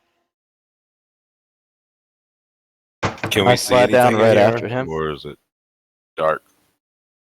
This room is dark, but Vox has his torch lit, and he's kind of standing in that central point of the room where it gets narrowest. Hey, Vox, you gotta try this. This is crazy. What's that? It's a slide. You can go all the way from the top all the way down to the bottom of it. And it Oh, gets really? colder when you go through it. It's awesome. Oh, that sounds so cool. If I wasn't kind of half nervous about what I see in front of me, I would totally go check that out. What are you nervous about? Come see. Please. No. Okay.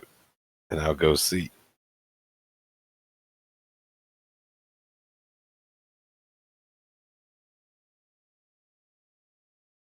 I can't I would quite come down see right- what you're looking at. Here, give me the torch real quick. Sure. Vox hands the torch. Yeah, so if you kind of just lean into, if you're kind of standing at the back there, you just see a corridor in the stone. It's pretty narrow. There's ice kind of growing across the wall, and about 10 feet away, there seems to be a fuzzy brown substance on the wall. And it's hard to tell, but if you watch it for long enough, it seems to be getting closer. I say we burn it. If anyone has any fire spells, burn the hell out of that shit. I cast torch. You're gonna throw the torch at it? Well, I'm just gonna stick it on it. As you reach the torch in from the door, it grows faster. It's like moving it like a few centimeters from outside of the room. As you reach the torch in with your arm fully extended, it's starting to move like inch by inch again. Are you going to throw the torch? So I guess I'm trying to visualize what's going on there. So I put the torch in and it moves away from it. No, it moved closer to you.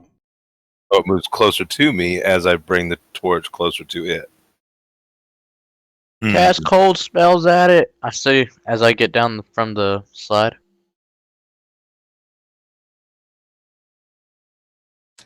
I mean, if you're literally ruining brown mold for people to just yell out cast cold spells at it, that's very boring.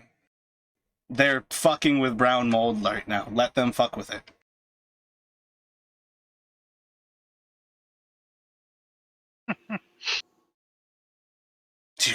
Do you guys want to cast cold spells at it?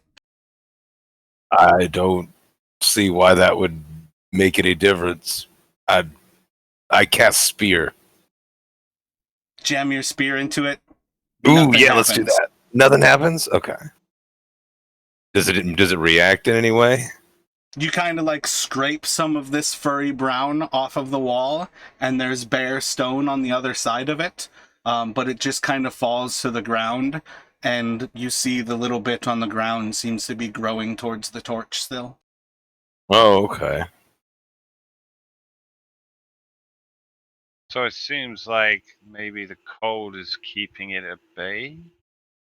What if I take the torch and hold it to my left? Does the stuff seem to grow towards the torch? As you drag it like away from that little corridor and hold Yeah, it so like, if I was towards like that southern- if I was extending it to my out to my right, and if I just pull it back in and over my shoulder to the left. It's hard to tell as the light gets removed from that Ooh, fair corridor, enough. Okay. and you can't really see anything. But you... Yeah, I think that would be kind of the first thing, is there's a level of... You can pull it away, but you start to lose the light being able to watch it moving. Gotcha. Okay. Vox will then set another torch, so we got extra light. As you light the torch, it starts to move even faster towards you. It's now about like 5 feet away from you. Ugh. And it's starting to like cover the walls, the ceilings. Every bit of this corridor seems to be like getting a furry brown covering on it. Well, I'm going to take a step back. Yeah, Vox is just going to turn off that torch again and walk out and say, you know what, let's just close the door and pretend we never saw anything. Well, I mean, have we made sure we didn't find anything down here? I say we throw 2 torches in the corner, let the fur follow the torches to the corner, light a single, and see what happens. I like that idea. I think I just heard Lee from far off telling us. Everybody should really be down here at awesome this advice. point. Oh, okay, cool. Yeah, I think that's a really good idea. I mean, better or further away from us, right, than towards us, I guess. At least we'll see what it does. Maybe we should just leave it be. I honestly don't think it's a good idea to mess up all the hard work we've done to clear this place out. Okay, so original plan, close the door and pretend we didn't see anything.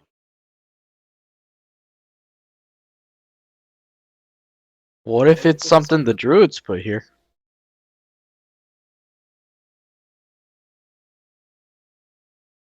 Are any of these bottles empty that are in the racks, or?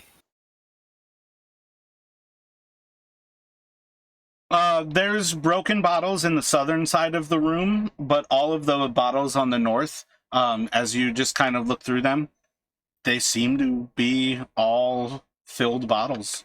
There should be about 20 of them, I believe. You see, most of them are going to be purple grape mash, but you can spot, if you look long enough, like 3 of the Red Dragon Crush. Hell yeah. So, what if can we take some of it with us? Like, can you pick up a wine bottle? Of course. Well, no, I was asking the party if we could take some of the brown mold with us. You know, like a mascot. Are you insane? No. Just checking.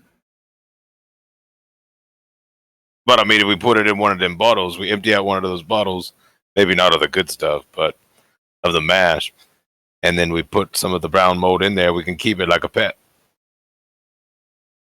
If you want to keep some mold, I'm not opposed to it. I just don't want to burn the bridges after we've come so far to complete this task. But I doubt if anybody's going to miss a little mold. Anyone hear the saying, curiosity killed the cat? Yes, says the cat. Well, Yeah, I'm but not I'm a cat. robot, not a cat, so I'm a Spartan. Well, that just turned awkward very quickly. Well, my point is, I really want to see what's in there the longer we stay here. But I also think that if we continue down that kind of way of thinking, we might not be here for much longer.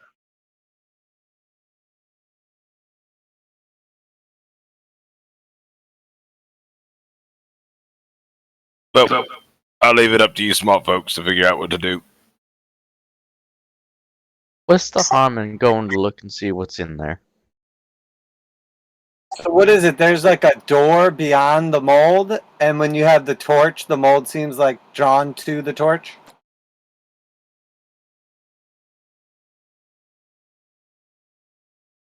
That's where the door is, and the mold is, after this conversation, I would say the mold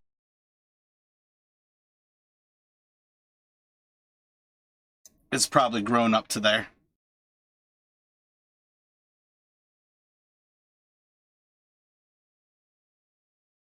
If you really want to do this, open the door, throw a torch in, let the mold follow it, and see what happens. So wait, where are we standing at right now? Anybody who's trying to look into that corridor would have to stand at the end of that wall, like right at the door. And they would have to be holding a torch to be able to see in there. Otherwise, the group is essentially standing wherever you'd like to be standing. But it's basically, it's essentially one at a time, because it is a space that you basically cannot share.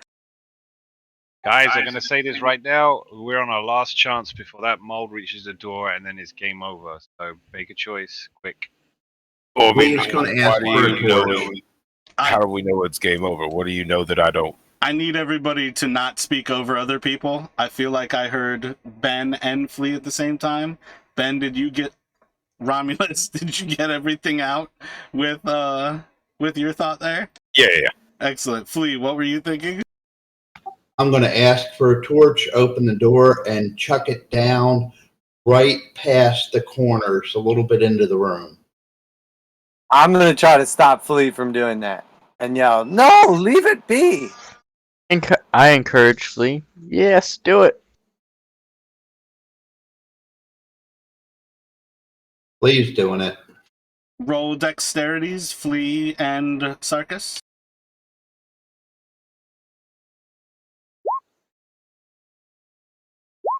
Vox is backing away at this point and watch and see how this unfolds.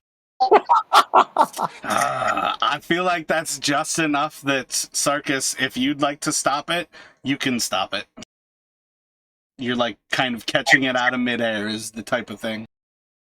I'm trying to stop it, and I'm just going to say, this is a dangerous place we're in, and we've made very few allies. The last thing we need to do is burn the one ally that we have.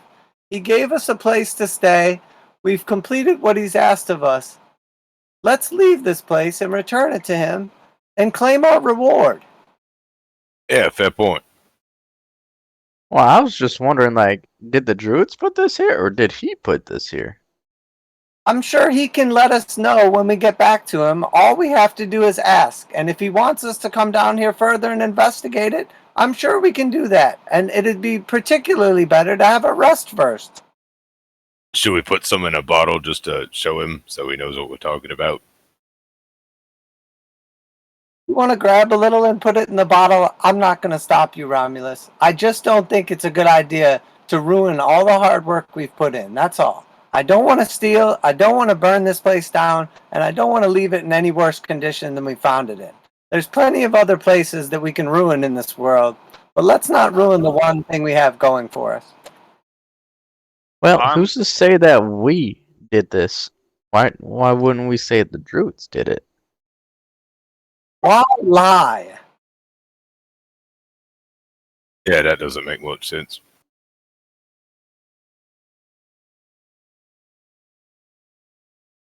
Well, just putting it out there. How does a robot lie anyways? What's going on with you? Is your programming? I mean, I still have emotions too. Okay. The mold is That's at pretty the cool. door. I will try to shut the door and just say, let's go claim our reward and rest up. I'll put my torch out. Fox will just put a barrel in front of it. Does the door open inwards? I hate that question more than anything. It opens. I've literally had people tell me, well, that's not up to fire code. And I'm just like, well, fuck you. I don't care about fire code. It opens out and to the south. Okay, so all I want to do is put a big one of those barrels in front of the door just in case they can try and push out to try and barricade it.